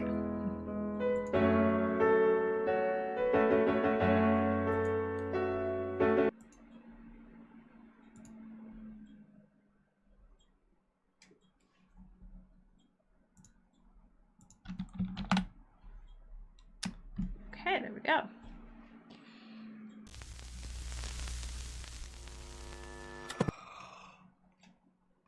Oofka. I think I have thoroughly fried my brain this evening. Oh, working on those two plot map things are really testing the limits of whatever intelligence I've got here. Ugh, I really do feel like I melted every last cerebral cell that I have. Oh, hi, Abigail. Hello, hello. Super glad to be here. Just got off work and had to do some writing tonight. Fantastic. Yeah. Ooh. Yeah, so this is the write-in. It is a writing space where we alternate between chats. Sometimes we're a little too chatty. I've got to get a bit better at doing that. Not doing that, like regulating some of the chatter. It's good chats. We talk about like writing, but also sort of like broader like life things about being an artist and sort of like art in general. But we do need to do writing sprints. So yeah, that's the deal with the write-in, and it's every Thursday night in November on YouTube. We're doing a whole bunch of bonus NaNoWriMo sprints. It's usually over on Twitch on Wednesday nights, but all of the bonus NaNoWriMo sprints are kind of all over the place. However, YouTube's kind of fun. I'm hanging out over here, meeting lots of really cool writers, and I think probably what we might end up doing is like maybe doing a multi-stream in the future. Maybe like in December, we could start doing like a multi-stream to Twitch and YouTube, combine the best of both worlds. Or possibly maybe we'll just assign like some nights are YouTube nights, some nights are Twitch nights. We'll see how it goes. But yeah, in my experiments in streaming, in hosting all the bonus NaNoWriMo sessions for the write-in, I've also been on Instagram Live, and I don't love that experience as much, so I'm not going to put that one on the table. Cool. All right. Awesome. Yeah, I mean, so some thoughts that I have about the pros and cons of multi-streaming would be the downside is that we don't have like a single united chat. So if one of the whole points of the write-in is to like help build up a community of writers, splitting people apart into two separate chats, even if I combine chats like on screen, just doesn't make like oh, I should turn this off before it beeps angrily at me. Well, yeah, it's gonna beep angrily at me anyway for turning it off, but yeah. So my day job is calm yourself. Yes, my Instagram should be linked. So yeah, that should be, I had all my, okay, so before stream, I took probably about an hour and I sat down with the Stream Deck and I added the YouTube account onto it. And then I programmed all of my, you know, like automatic chat messages that are handy to have pre-programmed. And I tested it on, I set up like a test stream, tested it all out, everything was working. And then of course I go live for realsies to do the write-in and it doesn't work. So yeah, I don't know, maybe I should just try it again. I don't know, let's see. I do have like all of the, yeah, no, it says it's broken, which, for why? For how? For what? Alas. Okay, but I can't do this manually. Here, I'll copy and paste the message that my Stream Deck is supposed to drop in chat. So silly. Okay, so that's like every social media ever of all time, and Instagram is in that list.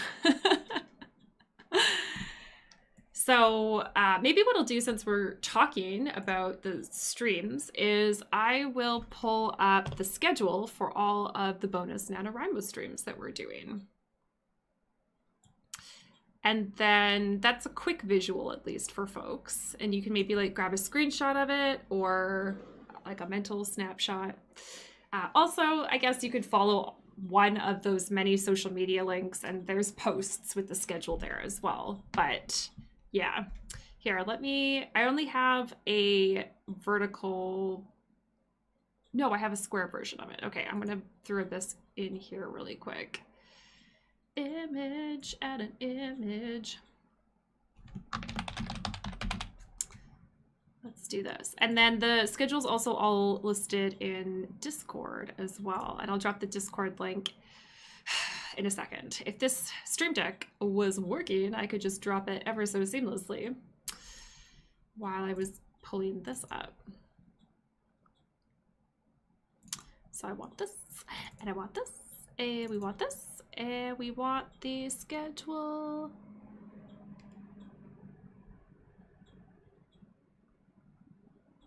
This. Yeah, and then I'll make that much bigger. Go wee. Yeah, something like that. That should be fairly visible. Just lean over this way. I have a vertical version of this. So unfortunately, this is a little bit more seamless when I do the Instagram lives. I'm going to make a note to myself to remember to make a like banner, what I mentally call a banner version in my head. I need the NaNoWriMo full screen schedule. Savannah, get it together, bro. Okay, I'll have that put together for next time. So if folks are looking to join any extra, or not extra streams, but just any streams. These are all the streams of the Write-In that are happening in November. I will be following here soon. Sweet, excellent. Are you gonna join me on Instagram? It's so lonely over on Instagram. I think it's like, I thought that the lunchtime sprints would be a good idea. So, okay, so the Instagram sprints are from 11 a.m. my time until 1 p.m. And I thought that doing Tuesday and Thursday lunchtime sprints during the day was a good idea, because if people are at work and want to squeeze in some writing during their lunch break, I was like, oh, maybe that would be a good window. But it looks like folks are not really on Instagram during lunch. So yeah, if you're looking to squeeze in some extra writing time, hang out with me on Instagram. It's strange. It's vertical. Oh yeah, excellent. Sweet. Yeah, come on down. Hang out with me in the strange, upside down, bizarre land that is Instagram Live. I am not quite willing yet to pay for a subscription to StreamYard or Restream. So there are a few bizarre little quirks with going on Instagram Live. One of them being that I can't participate in chat as the account that is live. So I chat to people in chat as an old Instagram account, because that's another one that I had access to. That's one of the fun things that happens over at Instagram Live. And also, you can't share live links in Instagram Live either. So that's also annoying when we're trying to like exchange resources, or like, you know, this happens all the time in the Write-In. People are like, oh, have you read this book? Have you seen this podcast? Here's a really great booktuber. You know, like, we're always sharing stuff. So the fact that we can't like live link things to each other is kind of ridiculous. So anyways, but I'm over there Tuesdays and Thursdays, lunchtime writing.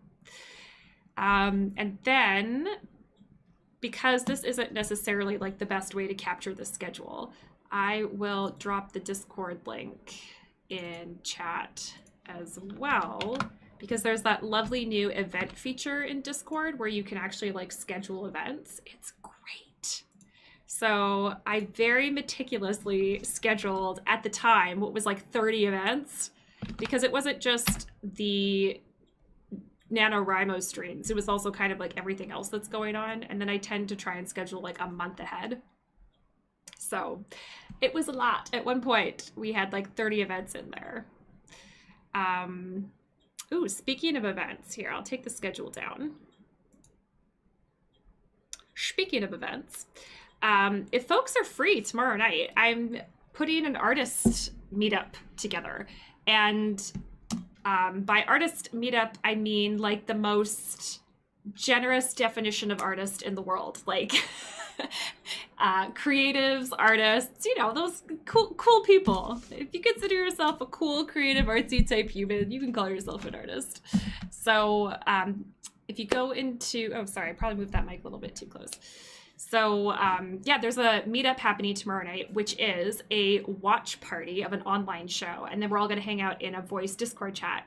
And I'm so excited because there's like all these different pockets of people, mostly from the write-in, but also a little bit now too coming in from the second stream that I do, which is like a makerspace builder stream. It's just that Discord is just starting to get full of like all kinds of really cool people with like all kinds of cool creative practices, like super interesting to talk to. So I'm excited to like hang out. Because you know when you stream, yeah, you're interacting with chat, but it is still kind of a one-sided conversation. You know, like obviously I hog the airwaves as the host of the space. So I think it's going to be a really fun time in the Discord on Friday night because everybody gets the chance to talk. So yeah, yes, I think this is it. Yeah, that's it. There we go. So that's the artist meetup that's happening tomorrow night in Discord. So the show is called 366 Days by Major Matt Mason. That's an artist collective here in Calgary. And they do very cool kind of like experimental shows, not like experimental necessarily in the sense of like weird, but just like in the sense that they do really interesting things. Sometimes they're a little bit weird, but like they're just an interesting group of artists. So I thought that since they're doing this online show, that's the perfect kind of event for a bunch of people from the internet and also some artists I know from my real life, because I know a lot of artists in real life too. So yeah, this show takes place online and it's about digital communities and digital performance. And I'm sure it's going to have all kinds of really cool, like live digital special effects kind of things. I think it's going to be a really interesting show. So tickets are by donation, which is nice. And I believe the show starts at, I don't remember. It's in Discord. It's like, you know, a usual showtime start, like maybe around 7 or something. But yeah. Whoops. I clicked the wrong thing. There we go. So anyway, we're going to all go see that show together. And then we're going to come back into the Discord and hang out and probably talk about the show a bit. And then like, yeah, talk to each other. So I'm really excited about that. And yeah, I thought like having an event or a show or like something that we all do together would be a really good icebreaker, because then we all have something to talk about. When I've hosted meetups and networking events and stuff, because I've done, you know, in my capacity as a producer, I've found that the ones that work the best have a little bit of structure and have, you know, some kind of like ice-breaking activity. Because if you just throw a whole bunch of people into a room who don't necessarily know each other, it's like, it's awkward. You need something to make it unawkward. And that thing, my friends, is structure. So the structure is we will see this show and then we will all have something in common and then we can talk about the thing that we have in common. So that's the plan. Yeah, so that should be really good. I think that show is going to be super interesting. It's technically the sequel to a show called Premium Content that I saw them do, what was it, 1 or 2 years ago? But it's a standalone, so you don't have to have seen the previous show in order to get this one. So that's sweet. Yeah, super. what news, what other news do I have to share with folks? We did the Discord, dropped all the social media so that people could stay in the loop. Oh, I referenced the other show that I do, so maybe I'll just throw a quick graph. I really need to reorient these into a banner orientation.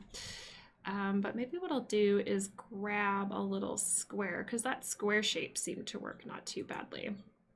So the other show I do is on Monday nights, and it's called The Workshop, and it is a visual and material storytelling stream. And that might be, again, like if we decide to, I don't know, if people have strong opinions, I'd be really curious to hear it, like the pros and cons that folks have about multi-streaming, because typically as a digital producer, in most cases when companies are like, oh well, maybe we should stream the show to our Facebook and our Instagram and our YouTube, you know, like they just want to hit everything up.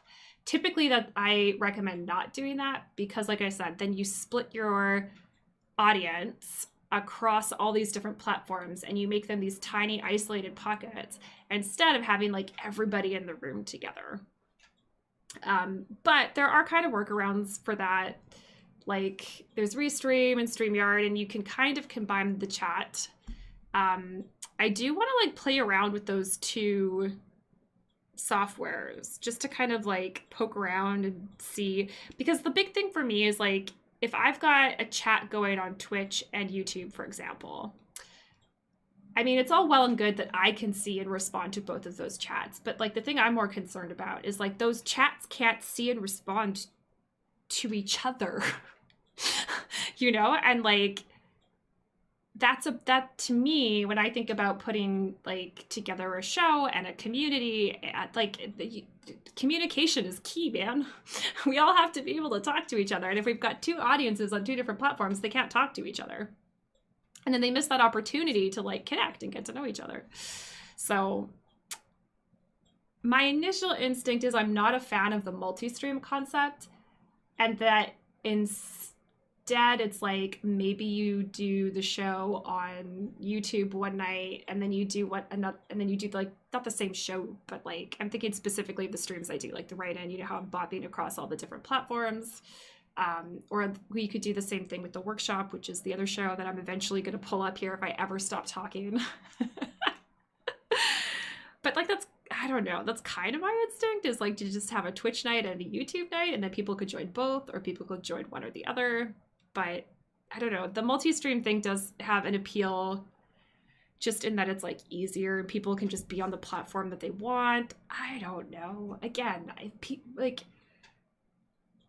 because my instincts as a, you know, digital strategist, producer, human, is that like people like the platforms they like, and they're not really going to migrate platforms, you know? Like if you're on YouTube and you're involved in the YouTube community and you like it on YouTube, the odds of you going over to Twitch, some people do, but those folks tend to already be on both platforms, you know? People don't tend to like join a new platform just for one particular streamer. Like it does happen, like obviously the ones who have like clout.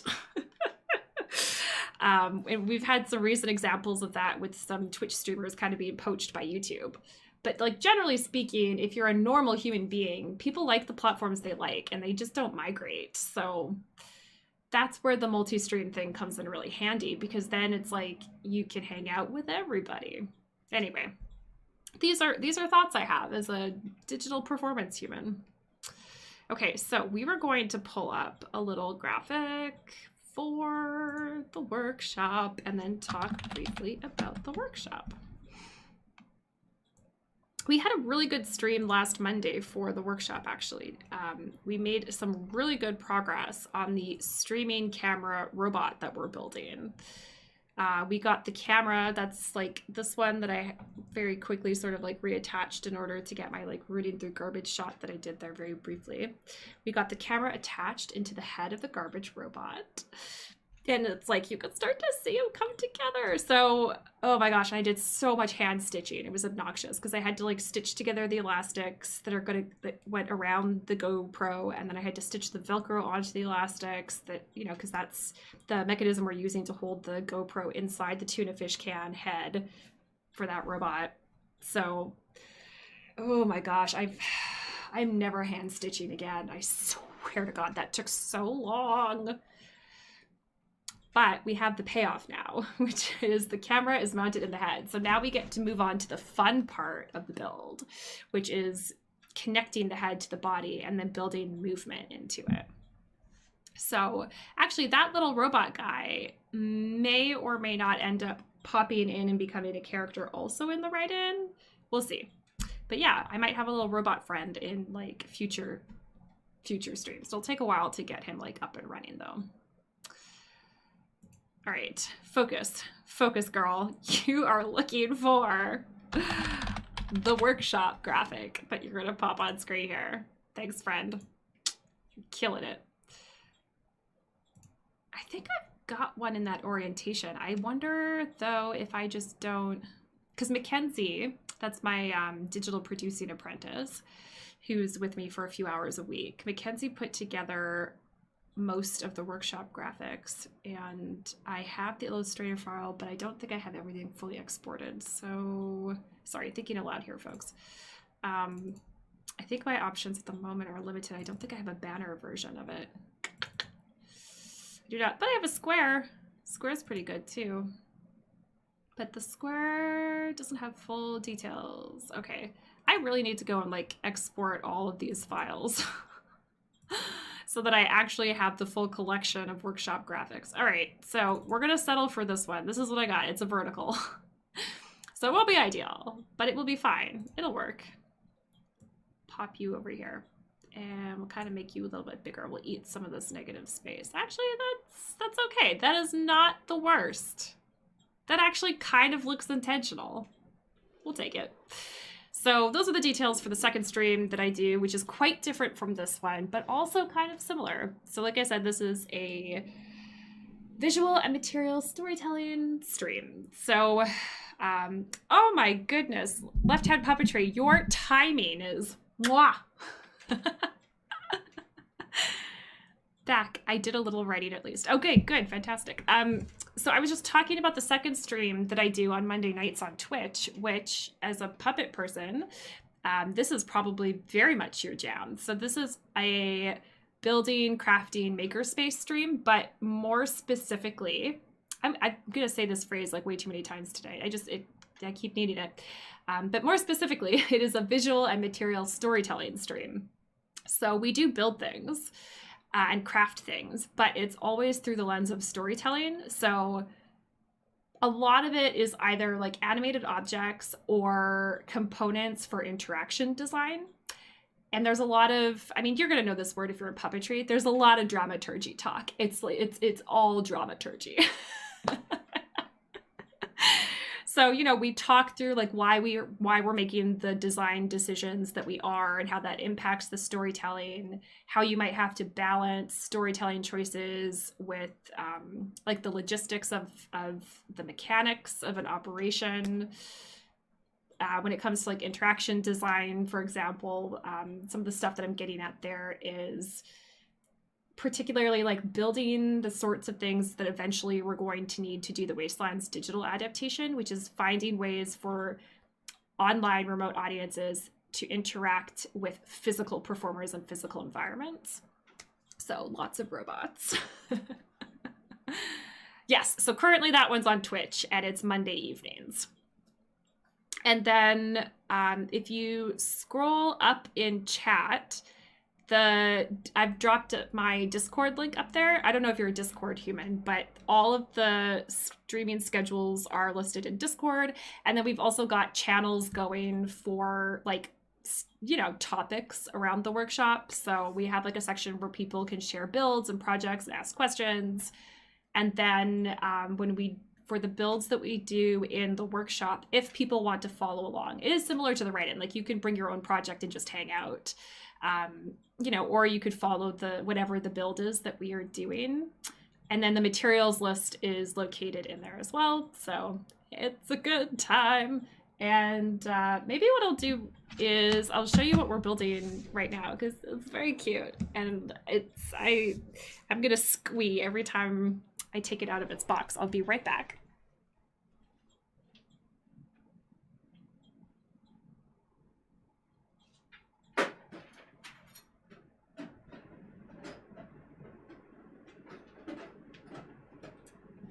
Okay, I'm so sorry. This is like a metal box. So I'm gonna just mute my mic while I root through it because it's probably gonna hurt your ears.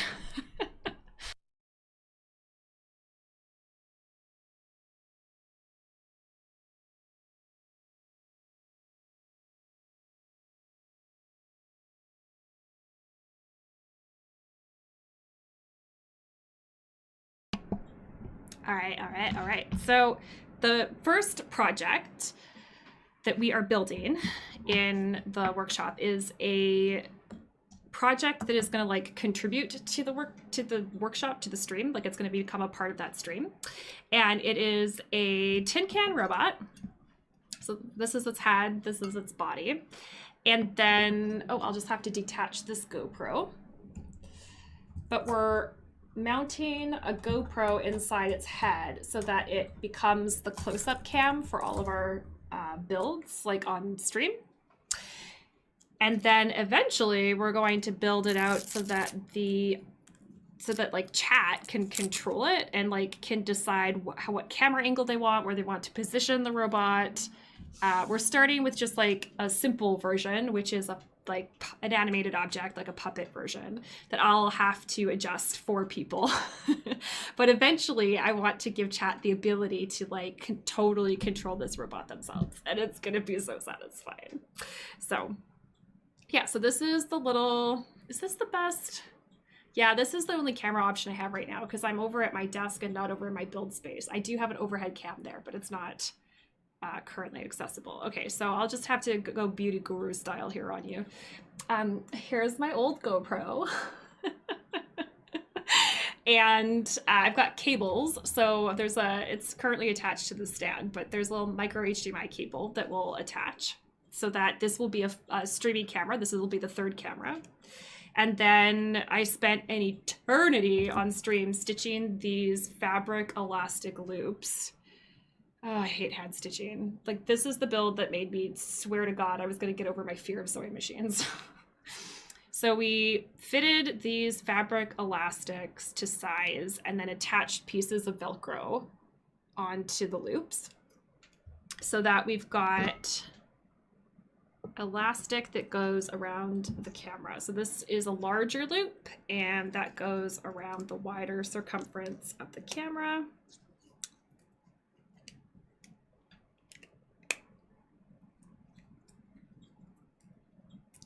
And then the shorter one goes across in the other direction. And then this is how we mount the GoPro into the tuna fish cam.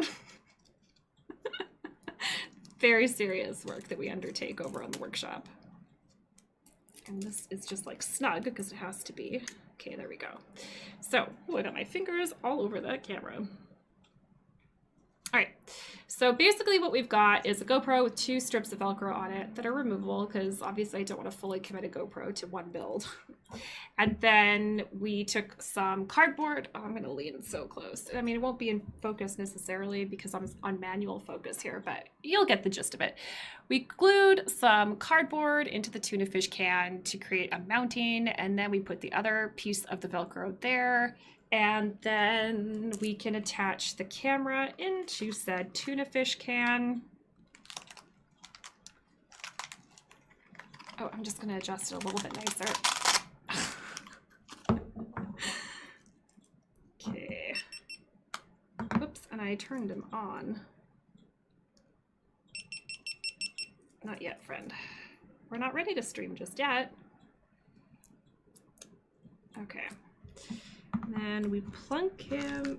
See, the one downside to the current design is that the power button is on a pressure point, like where I attach the Velcro. It's not ideal. It's not ideal, but it works. It only does this as I'm like attaching it. So then This is the head. He's got like that cutest little Wally vibes. And the metal of the GoPro actually kind of blends quite nicely with the metal of the tuna fish can.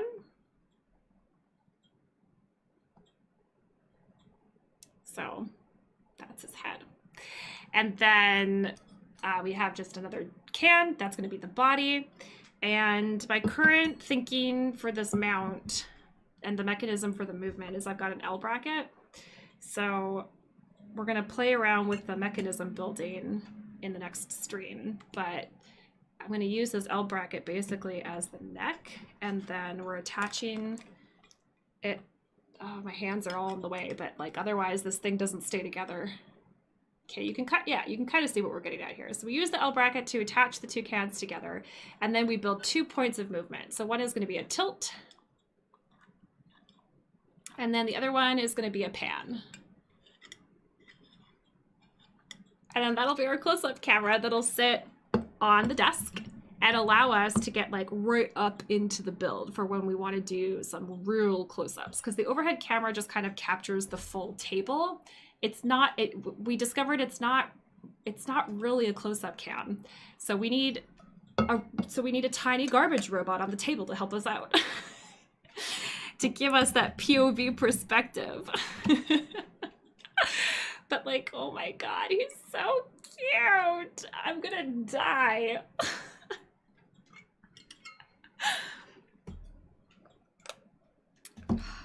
So yeah, that's what we get up to Monday nights. And the storytelling component, it is the whole, oh, have a good night. So the storytelling component is, like I said, the dramaturgy. So the whole build, like this, the initiation of this project in the first place came out of the fact that I was like looking at the setup and the storytelling of this stream of, wait, which way do I gesture? This way. The storytelling, right? And the experience design of this stream. And it was like, oh, it's so great that I've got 3 cameras, but I've got 2 that are mounted on a tripod. Like I have a main cam in the workshop section of this space. Then I have an overhead cam that's mounted on the overhead C-stand. And they're stationary, so they're neutral, right? But then if we introduce this third cam as a close-up camera, it's gonna inherently give us POV, like point of view, right? Because we'll be moving it around to show what we're making. And so like out of that conversation and talking about how that animated camera is going to imply character and it's going to imply perspective, then we could lean into that in the storytelling and literally make this camera a character in the storytelling of this stream. So yeah, that's the kind of stuff that we get up to over at the workshop. And yeah, I guess it's like, it's technically like a crafting, building, makerspace kind of stream, like I said, but I still think of it very much as it's still a storytelling stream. At the end of the day, it's still about story. Everything is about story with me. So yeah, that's the workshop. It would be great to have people come build trash robots with me. It's a good time. And yeah, like I said, we're done the really annoying hand stitching part of getting the GoPro in the tuna fish can. And now we get to do the fun part, which is actually building the head and the neck and the mechanisms. So I am really excited for Monday night. It's very fun. But yeah, so that's, oh, that's that box. I was like, what is that little strip of white? That is the little edge of the box there. And then, yeah, it's a little bit more chatty over on the workshop, obviously, because we are all either working on the same project, like if you're following the make along and working on the same project that I am, or people are working on their own projects as well. But it's not like writing, like you can have a conversation while you're, you know, building things with your hands. So yeah, it's really fun. It's a good time. And yeah, very exciting. Oh, the other thing, I just feel like I got to give you all this information. I just want to info bomb you with like stuff so that you can hang out with us and like join the crew. The other thing, was I talking about the artist meetup when you were around? Because that is also something that I think would be really fun for you to know about. I almost need like a welcome package. Like when people come into the stream and you can tell that they're like your kind of people, like they're like your crew, you know? I need to put together some sort of like welcome package. Yes, the art meetup. Okay, perfect. Yes. Okay, good. That is exactly what I was going to chat about. Yeah, on tomorrow night. Because then that should be everything. Then you know everything. You've basically got your welcome package. That'd be so cute. I should put together some sort of like welcome package. I wonder how I would do that digitally. I don't know. I'll have to figure it out. Like some sort of like orientation. Like here's everything that you need to know in order to hang out with us.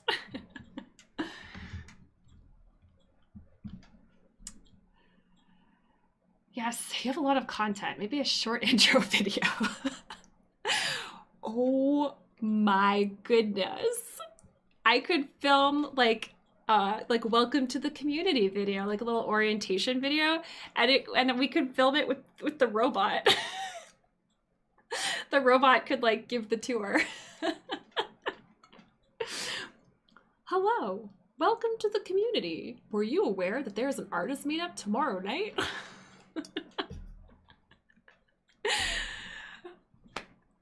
Oh my goodness, hilarious. And I could make it like, oh my god, I'm so good at taking like a small task and blowing it up into an enormous project, but I want to make it like a corporate training video, like have corporate training music vibes, and then have it hosted with trash robots, or like even just generic like trash garbage puppets. Oh my god, I can see it now. It's gonna have like that really cheesy corporate America training video music, and then it's just gonna be hosted by trash puppets. I want to make the thing. Oh my goodness, yeah. Oh, that's super. Okay, so what were you working on during your because you said you got some writing done. What were you working on?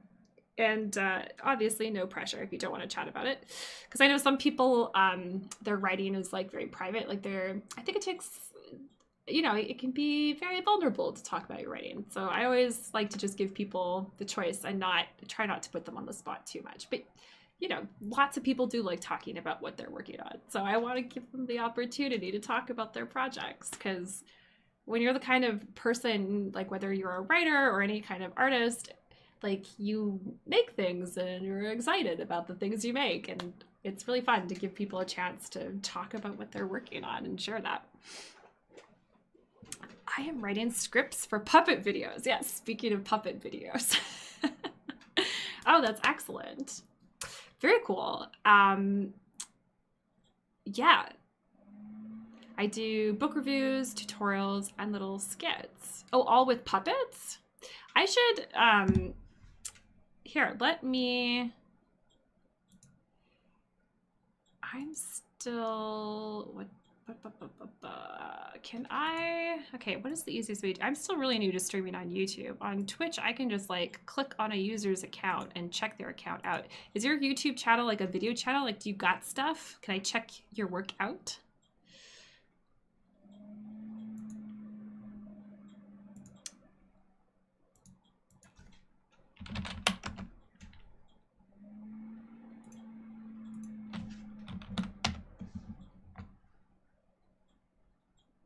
Oh yeah. Oh yeah, you got lots of stuff. Ooh, very cool.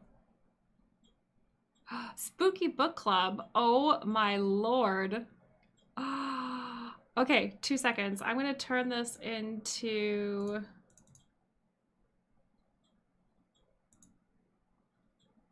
this. I want this, and we're gonna do this. Oh, it's gonna be so good. I'm gonna get this prepped. Oh my gosh. This is so cool. Okay, I'm gonna shrink this down. Frame this up a little nicer here.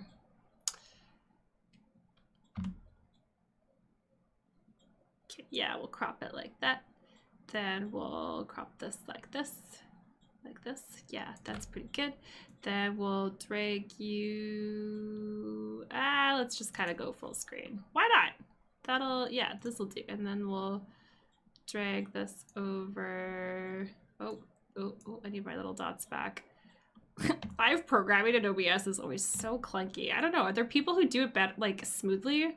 I can never do it smoothly. I don't know. Sure, that's acceptable.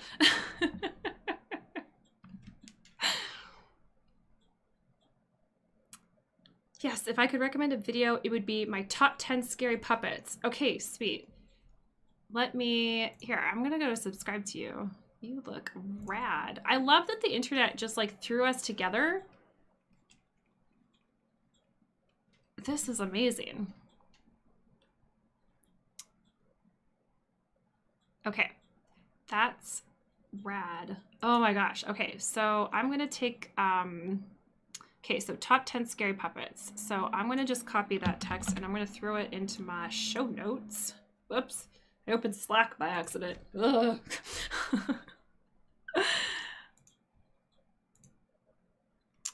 All right, I gotta go. Show notes. Where are my show notes? Here we go. Show notes.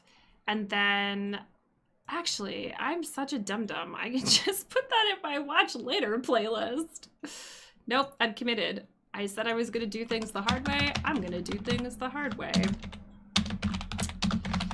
I'm committed now. It's too late. I'm gonna do things the hard way. It's going to my show notes.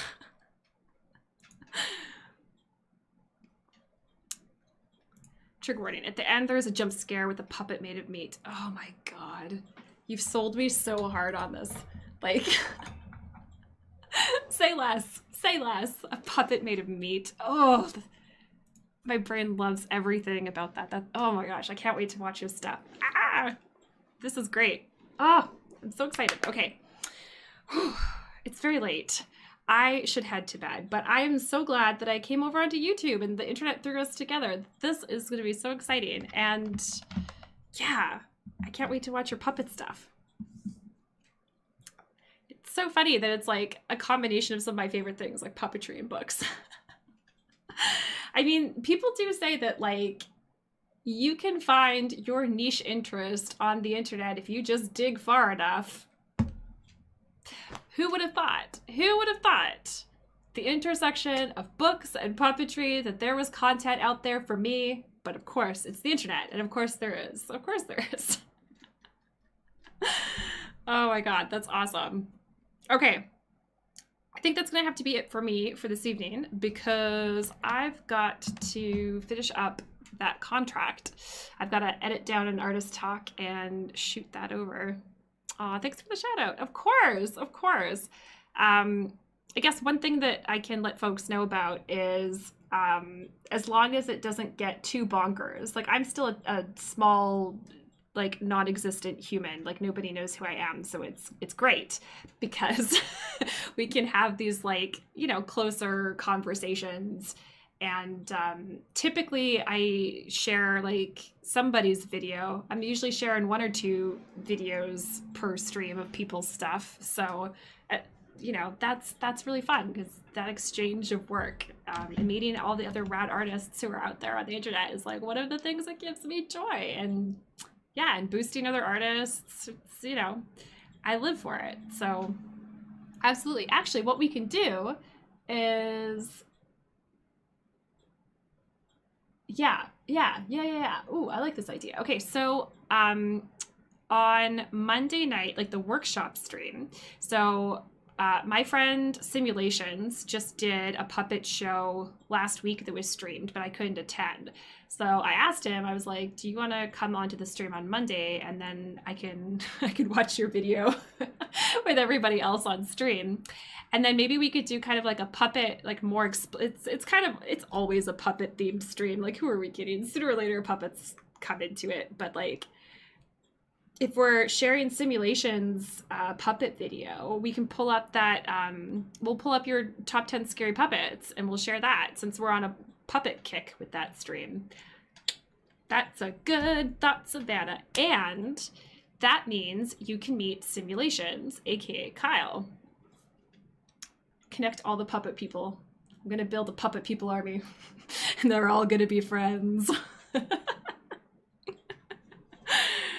Okay, I'm enjoying that idea. Okay, so I'm gonna go into my show notes and I'm gonna say, watch this on Monday. If you're cool with it, are you cool with me sharing your video on Twitch? Because I'll, awkwardly as I did, pull it up during stream. I'll frame it in real time. And yeah, we watched, ISO, who was in chat earlier, does a lot of event videography and photography. And so last Monday, we watched a video that he shot of a local band, and we talked about like event and video photography. And yeah, it was, I don't know, super interesting stuff. Of course. Okay, excellent. Okay, yeah. I'll play your video on Twitch on Monday during the workshop, and we'll just have a puppet extravaganza, because that's always a good time. Why would you ever not have a puppet extravaganza? I'm so excited. Okay, excellent. That's it for me. I'm going to transition into closing announcements, which are going to be a little bit clunky because I don't have all of these things pre-programmed into my Stream Deck, because my Stream Deck is full of poltergeists. And we're gonna do our best here. So here we go. I'm just gonna vomit a whole bunch of things into chat. As you do. All right, I'm more or less prepped here. Okay. These are all the social media, let's try that again. These are all the social media links ever of all time. I love social media and content and storytelling, in case you can't tell, and I'm on every platform. I tend to like repurpose a lot of content, so it does tend to be kind of the same stuff on every platform, with the exception of like YouTube and TikTok, because those are very particular. So feel free to follow me on the platform of your choice. It literally doesn't matter. I'm on all of them. And stuff that you will find on those social media channels will be reminders for all of the streams. And I like to share resources as well. So if I see artist calls, writing calls, grants, professional development opportunities, and I especially like to share things that are free or pay what you can, so that there aren't any economic barriers to the resources that I share. And then I also like to share a lot of stuff on like waste management and environmentalism and stuff too. So that gets kind of sprinkled in there. Yeah, and then TikTok, I haven't had capacity to lately because I'm streaming so much for NaNoWriMo. So TikTok's kind of dormant right now, but I do find it fun to make, like, especially like arts organization or like nonprofit kind of TikToks, or like, you know, what it's like to be an artist kind of content. And then if you're super old school, don't worry, I have not forgotten about you. I also do email. This is a quick thing I'll check in about. Does anybody else run a mailing list? So I just started doing mailing lists for the two online shows, aka streams that I run. So the write-in, and then also the workshop, the Makerspace stream. So those are weekly emails that go out reminding people that there's a stream, and then any updates or news is included in that. And those mailing lists just started, but like they're still small. And so I've been using HubSpot because it's a really good, it's a lot of things. It's a very robust CRM, basically. And you get really good analytics with it. So you can like see where your traffic comes from and know kind of like what your most effective platforms are, what your most effective clicks are. It's very good, and it's free, and you get a lot of access at the free level. Once you need to start paying for it, it's redonkulously expensive, but you do get a lot for free. Anyways, I bring this up because I got like a warning from HubSpot saying that my unsubscribe rate from those mailing lists is too high, and I'm like in trouble. And if I continue to have so high an unsubscribe rate from that mailing list, they will close my account. Now, for the record, in order to, like, they have, I think their percentage is set at 2%. So if you have a 2% unsubscribe rate from your mailing list, HubSpot gets you in trouble.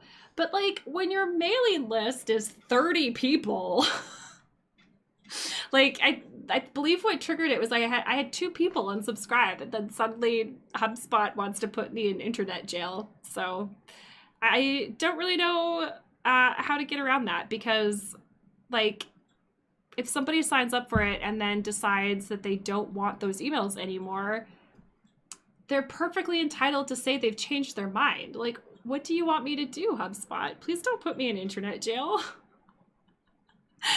Anyway, that's my tangent on mailing lists.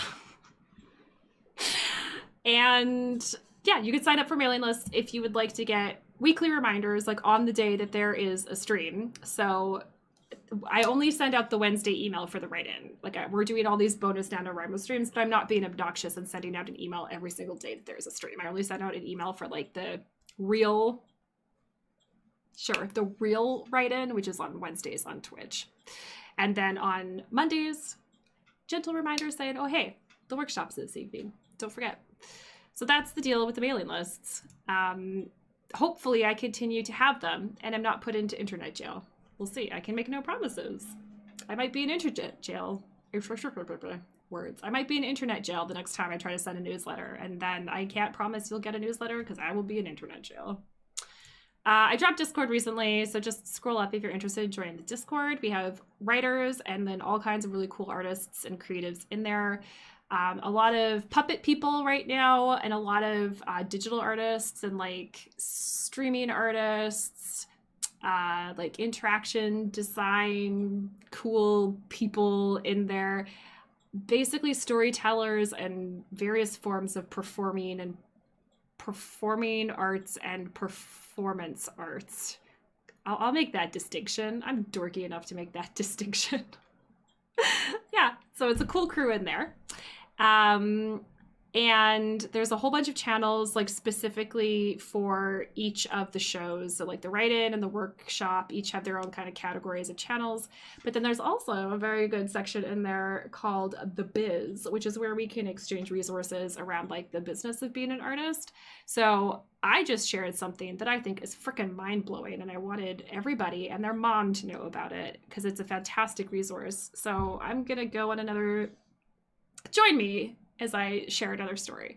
So I'm in Canada, and we have the Canada Council for the Arts is our federal level of arts funding that you can apply to. And generally speaking, Canada Council's pretty great. I don't have a lot of complaints. But the one thing I will complain about bitterly forever is the fact that they do not provide feedback on your grants.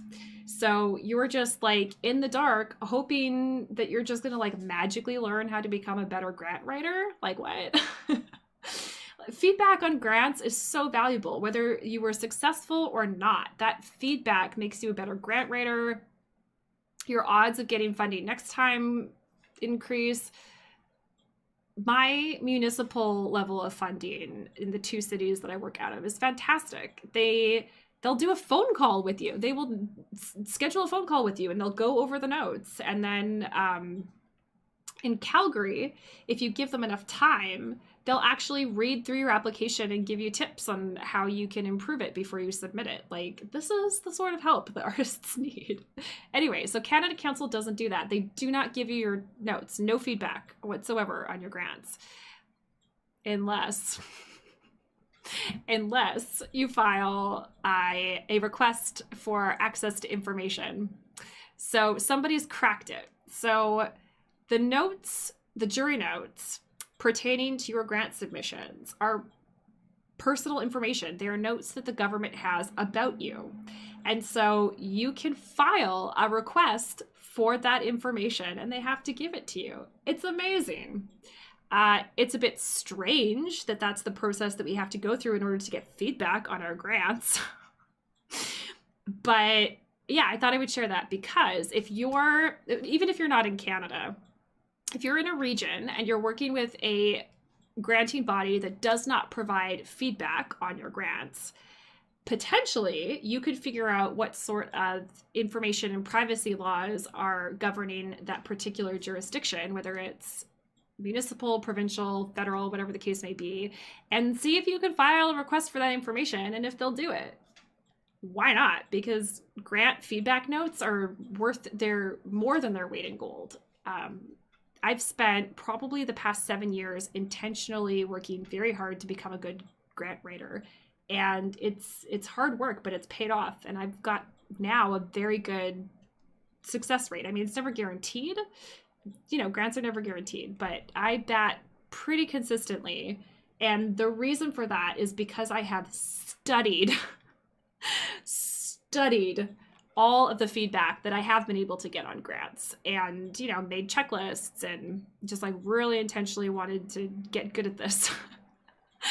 So I share that because like I dropped that in Discord when it came across my Facebook feed, and I was just like, oh my God, people need to know about this because this is genius. Because before it was just like a black hole. There was no information. All right, there we go. That is my spiel about Discord. And if you would like the Discord link, those are all of the different channels that you'll find in there and some of the kinds of stuff that you will find in there.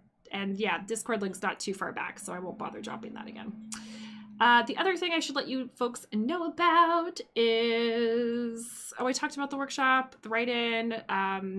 Right, okay, yes, here we go. Here's the next piece of closing announcements. Oh gosh, tripping. The other thing I will let you know about during these closing announcements, I won't talk about it too much because I did just talk about it fairly recently, but the workshop is the other stream that I do, which is on Monday nights. And the schedule for that is in the Discord. It's over on Twitch as well. And then we're doing a whole bunch of bonus NaNoWriMo streams. This is the write-in. Hello, welcome. Yeah, so this is one of the bonus streams that we're doing for NaNoWriMo. And to find out when the bonus streams are / when the regular one is, it's Wednesdays on Twitch. That's the regular one. But yeah, to find out when all the bonus streams are happening, which platform they're on, what time, what day, that information's all in the Discord. I made a whole bunch of events in there, so it's really easy to keep track of stuff. And then, yeah, we've got like artsy writing chats happening, lots of resource exchanges, and community building and writing sprints. Although I've got to start getting like way stricter with the writing sprints because we just get so chatty. But like I said, if I program that chat bot to yell at me every now and again to start a writing sprint, then I think we'll be okay, because I don't dare disobey the robots. They'll put me in internet jail. If HubSpot doesn't do it, the robots will. Okay, so those are the two shows. The workshop, Monday nights, a visual and material storytelling stream where we build things and we talk about material storytelling. And then the write-in, which is like a text-based storytelling stream, and that is this one. And what other? Oh, the artist meetup. I should also include that in the closing announcements because I think there are some new people joining chat. So I would like to let you know about that so that you could come and hang out with us. It's not a lot of notice. It's happening tomorrow. But I do think it'll be a fun time. So come on down. Let me turn on this graphic. It is this one. So artist meetup happening tomorrow. Artist is a generous definition. If you creative type human, or if you like art, whatever. I don't know. It's a creatives meetup. If you like art and artsy conversations and that kind of people and stuff, come on down. So basically what we're going to do is, as you can see, 366 Days by Major Matt Mason. That is a digital show. And that's great because then all of us internet friends can get together and watch it together like a watch party. So we're going to watch that show tomorrow night, and then we will all reconvene back into the Discord, into a chat channel, and hang out. And we'll talk about the show and then talk about probably 1,000 other things. And that, for me, I'm particularly excited about because then I'm not the only one talking. I mean, like chat talks obviously, but like it'll be more conversational, right? Tickets to 366 Days are pay what you can. They're by donation. So that is also really nice. There isn't too much of an economic barrier there. And if you can't make the show, you're still welcome to come to the Discord chat. You are under no obligation to watch the show. Just come on down. That's happening in Discord. And then, oh, the other thing that I can add into closing announcements too, there's so many things going on this week. Ugh, I'm impressed that I'm even remembering half of the things I need to share. So yesterday, I was not doing the write-in on Twitch, even though it was Wednesday night, because I was operating the stream for another show, which was Crime and Punishment. So this is probably a particularly good thing to let people know about, because this is a writing stream, and it is a show based on Crime and Punishment, like, yes, the classic Russian novel. So that show has 2 live streams, one that was on opening night, so like yesterday, and then one that's going to be on closing night, which is November 21st. And what the live stream means is that it's streamed like live, and there's a live chat, so you can like talk to people, and the artists are in the chat as well, so you can like ask them questions, or they might share some cool tidbits about the show. And then there's an artist talk afterwards that is live, and then you can ask them your questions, which is always fun. And then they'll do like a bit of a panel interview of each other, which I love an artist talk. I freaking love an artist talk. I love hearing about like the behind the scenes and the process and the research and stuff. Like, oh, I love artist talks. Anyway, so that's on the 21st. And then other than that, like between those 2 bookends of live streams, it's video on demand. So it's, and again, by donation, and then you can just watch it at your convenience anytime between now and the closing night cutoff. So that show is very cool because it is a dance theater show by Cloud Sway Dance. And then they took the footage from it, like they filmed it in a studio, and then they took the footage from it and they added all of these like digital effects to make it like a digital experience. Even though it's pre-recorded, it's still like a digital first and meant to be watched online. So when we talk about storytelling and thinking about how do we tell a story in one medium, how do we tell a story in another medium, I think this is just such a great example of knowing that you're creating something for a digital experience and actually creating something for a digital experience. not just taking a live performing art event, throwing a camera on a tripod and saying that that's a digital experience. It can be, but it's not like guaranteed that it is. And yeah, and then there's like storytelling implications to a lot of those choices.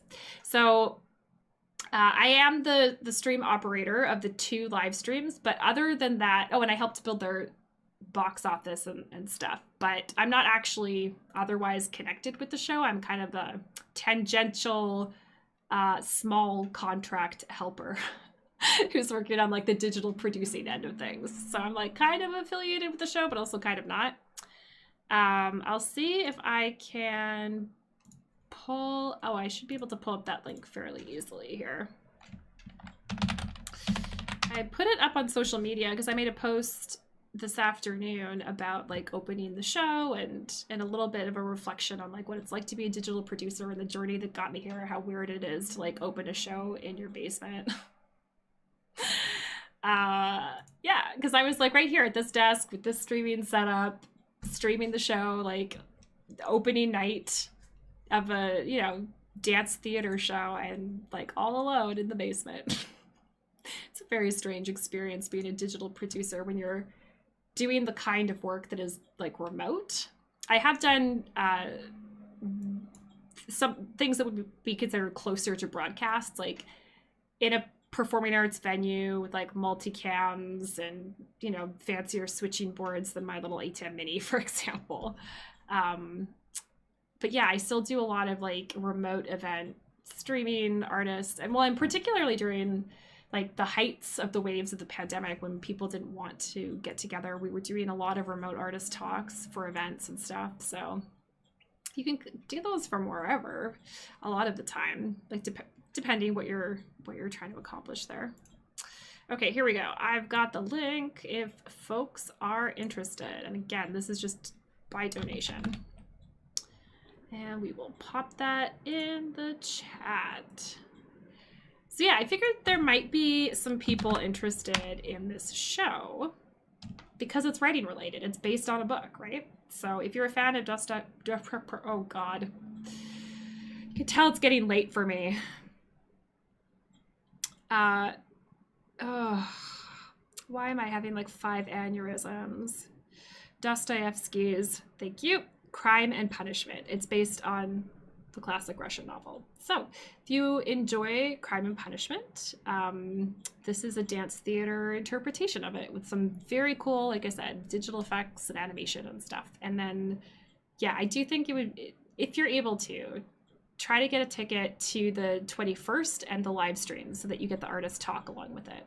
And then the artist talk from last night, opening night, I just finished editing that. And by editing, I mean just like trimming off when I hit record on OBS and then stop record on OBS. Like it's not edited. I just, you know, trimmed it to make it tidy. I think they're going to post that up on their YouTube channel. So maybe what I'll do, maybe I'll also drop their website in the chat as well. Because that'll have like more details about the show. Although the Eventbrite has full details about the show too. But do they even have a link to their YouTube on here? What's the most logical thing to do here? Maybe I'll just give you their YouTube channel, because if you are interested in checking out the artist talk, that will go up on their YouTube, and that will be free. Like Cloud Sway Dance. Yeah, let's do that. Yeah. I'm going to copy this link.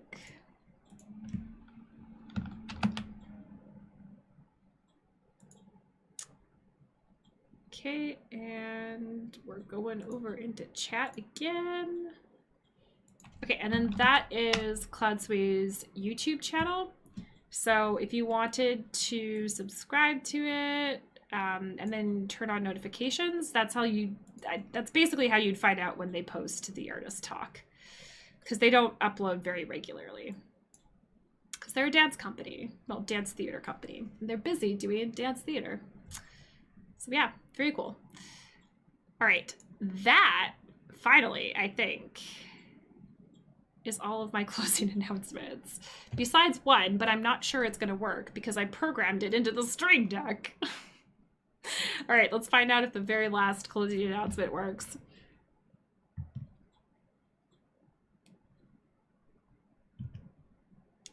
Oh, it does. Perfect. Okay, so final note, we're going to make a huge thank you. Give a huge thank you to the Writers Guild of Alberta for being a community partner. They are a fantastic organization for this province of Alberta, supporting writers. They offer professional development opportunities. They have a writer in residence program. They have writing mentorship programs, all kinds of really fantastic stuff. So if you are in Alberta, check out the Writers Guild of Alberta. And if you're not in Alberta and looking for in-person writing programming, supports, writing community that's local and like in your context and in person, check to see if there's a Writers Guild, Writers Association, writers, I don't know, what other words might they be under? Guild or association are usually the common ones. So if you do a Google search for your region and kind of like use those words, there's probably some such organization, and they probably offer those things that I said: professional development, community, author talks are another one. Oh, look how smooth this is.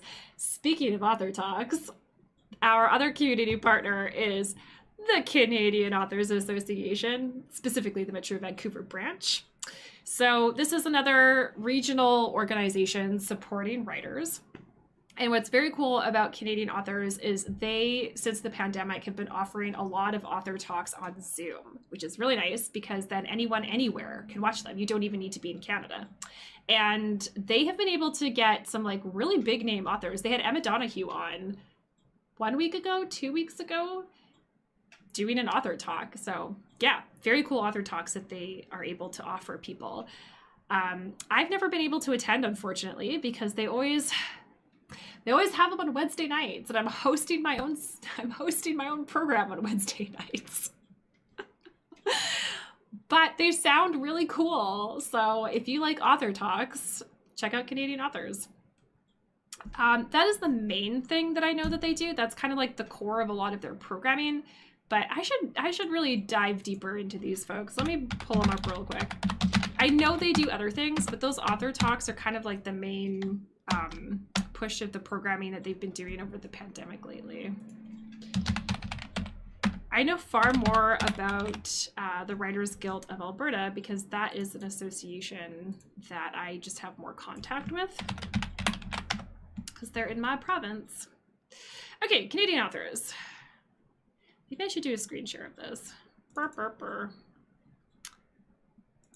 Might as well. Why don't we do this? Yeah. Yeah, that'll do. Okay, so this is Canadian Authors Association. Oh, that's a little bit here. Well, I'll adjust that. We'll move you over here. That's okay. We'll untrim these little corners, stretch this out a little bit more. There we go. All right, let's poke around. Let's poke around their website. Hello, Canadian authors. Okay, so programs and awards. So I think the author talks, webinars. I bet they're listed under here. Let's take a look. Also, this is bothering me. It's like slightly off. We need you over here a little bit more. Yeah, something like that will do. Okay, that's not that. Yeah, that looks all right. Look at me go. Look at me live programming. If I was being really particular though, I would actually stretch you down a little bit more like this. Okay, there we go. There's the production value. Oops, no, too far. Now we see the rest of the banner. Too far, too far.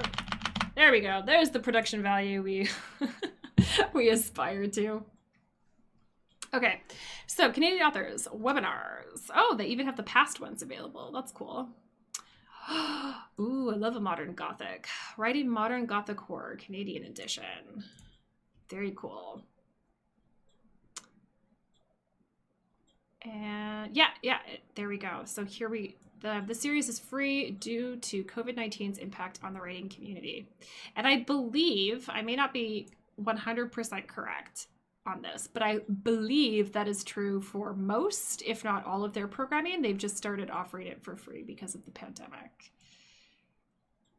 We also have folk narrative for writers, an introduction,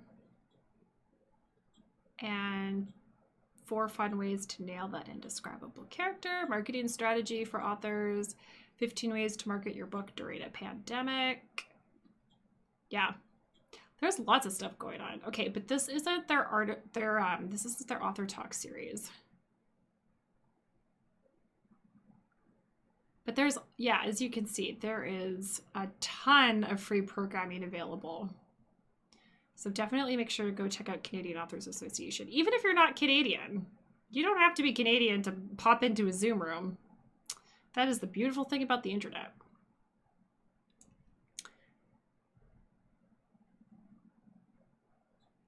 How do I find, I wonder if it's under presenters. Oh, this is the Can Write conference. Is it part of their conference?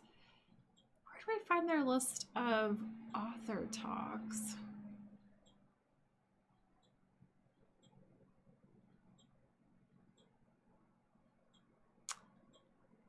Interesting. I wonder if maybe they don't. Okay, well, let me search for Canadian Authors Metro Vancouver branch. Is it not, I wonder, is their speaker series that they're doing just their branch, just the Metro Vancouver ones organizing it? I'm curious. Canadian Authors Association, Metro Vancouver.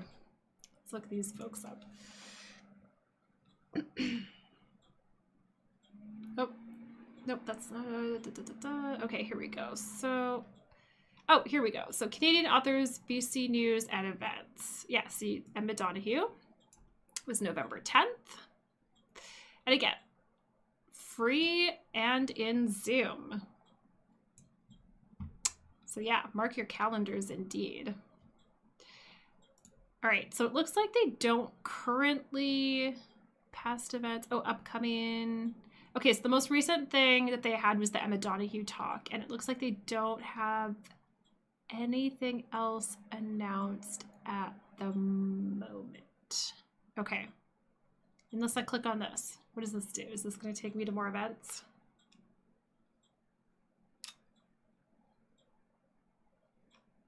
It's loading. It's thinking about it. Alas. Not to be. Okay. So it looks like at the moment their speaker series is like caught up. So hopefully they'll be announcing more author talks in the future. But even if we go, oh wait, meet authors on Zoom. Good job, Savannah. It's just like right up at the top.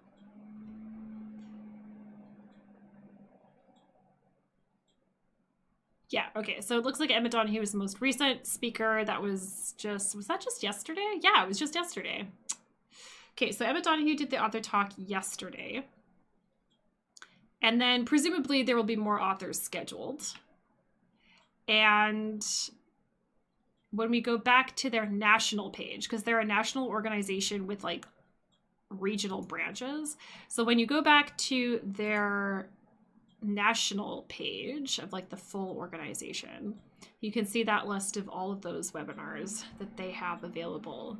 And again, those are free and they're online. So there's, yeah, nothing stopping you from popping in there and checking it out. Okay. I think that's probably all the news. I believe that is all of the news. All the news, all the resources that I could possibly rack my brain for. So thank you so much for participating in the write-in. We will be streaming again. What is this? So this is Thursday. I will be, okay, so the next time we stream is Sunday afternoon, and that one is over on Twitch. So hopefully see you over on Twitch Sunday afternoon. We'll do, I need to get really serious about like carving out some writing time and less chatty time. So I think I'm gonna be a little serious, a little school marmy on Sunday, and be very strict about some writing sprints. That is what I'm feeling. So I think Sunday will be more of a like, yeah, proper writing sprint, proper co-work kind of sesh. But we'll still take a break. We'll still hang out and chat, but maybe I'll maybe I'll set a timer for our break so that we get back to writing at some point. But this is good too. It's fun to meet people, and yeah, all the creatives, artists, and writers on the internet. It's my favorite thing. All right, that's it for me. Finally, I always take like an hour to say goodbye. That's fine. We'll just come to expect it from now on. Thanks for everything. Good luck writing. Yeah, thanks, Head Left. Yeah, all my words are starting to just blur together in my haze of exhaustion. Thank you so much, Left Hand. Yeah, we'll see you hopefully around on the internet, hanging out. Happy writing, everyone. We'll see you next time. And in the meantime, yeah, happy writing. I hope you get that time in. I hope your character development goes well. I wish you many plot epiphanies, and happy NaNoWriMo. Let's do this again sometime very soon with slightly more writing sprints and slightly less chats. Okay, have a good night. And oh yeah, and then maybe see some folks at the meetup on Friday, aka tomorrow. Okay, that's everything. Take care. Have a good night. That's it from me.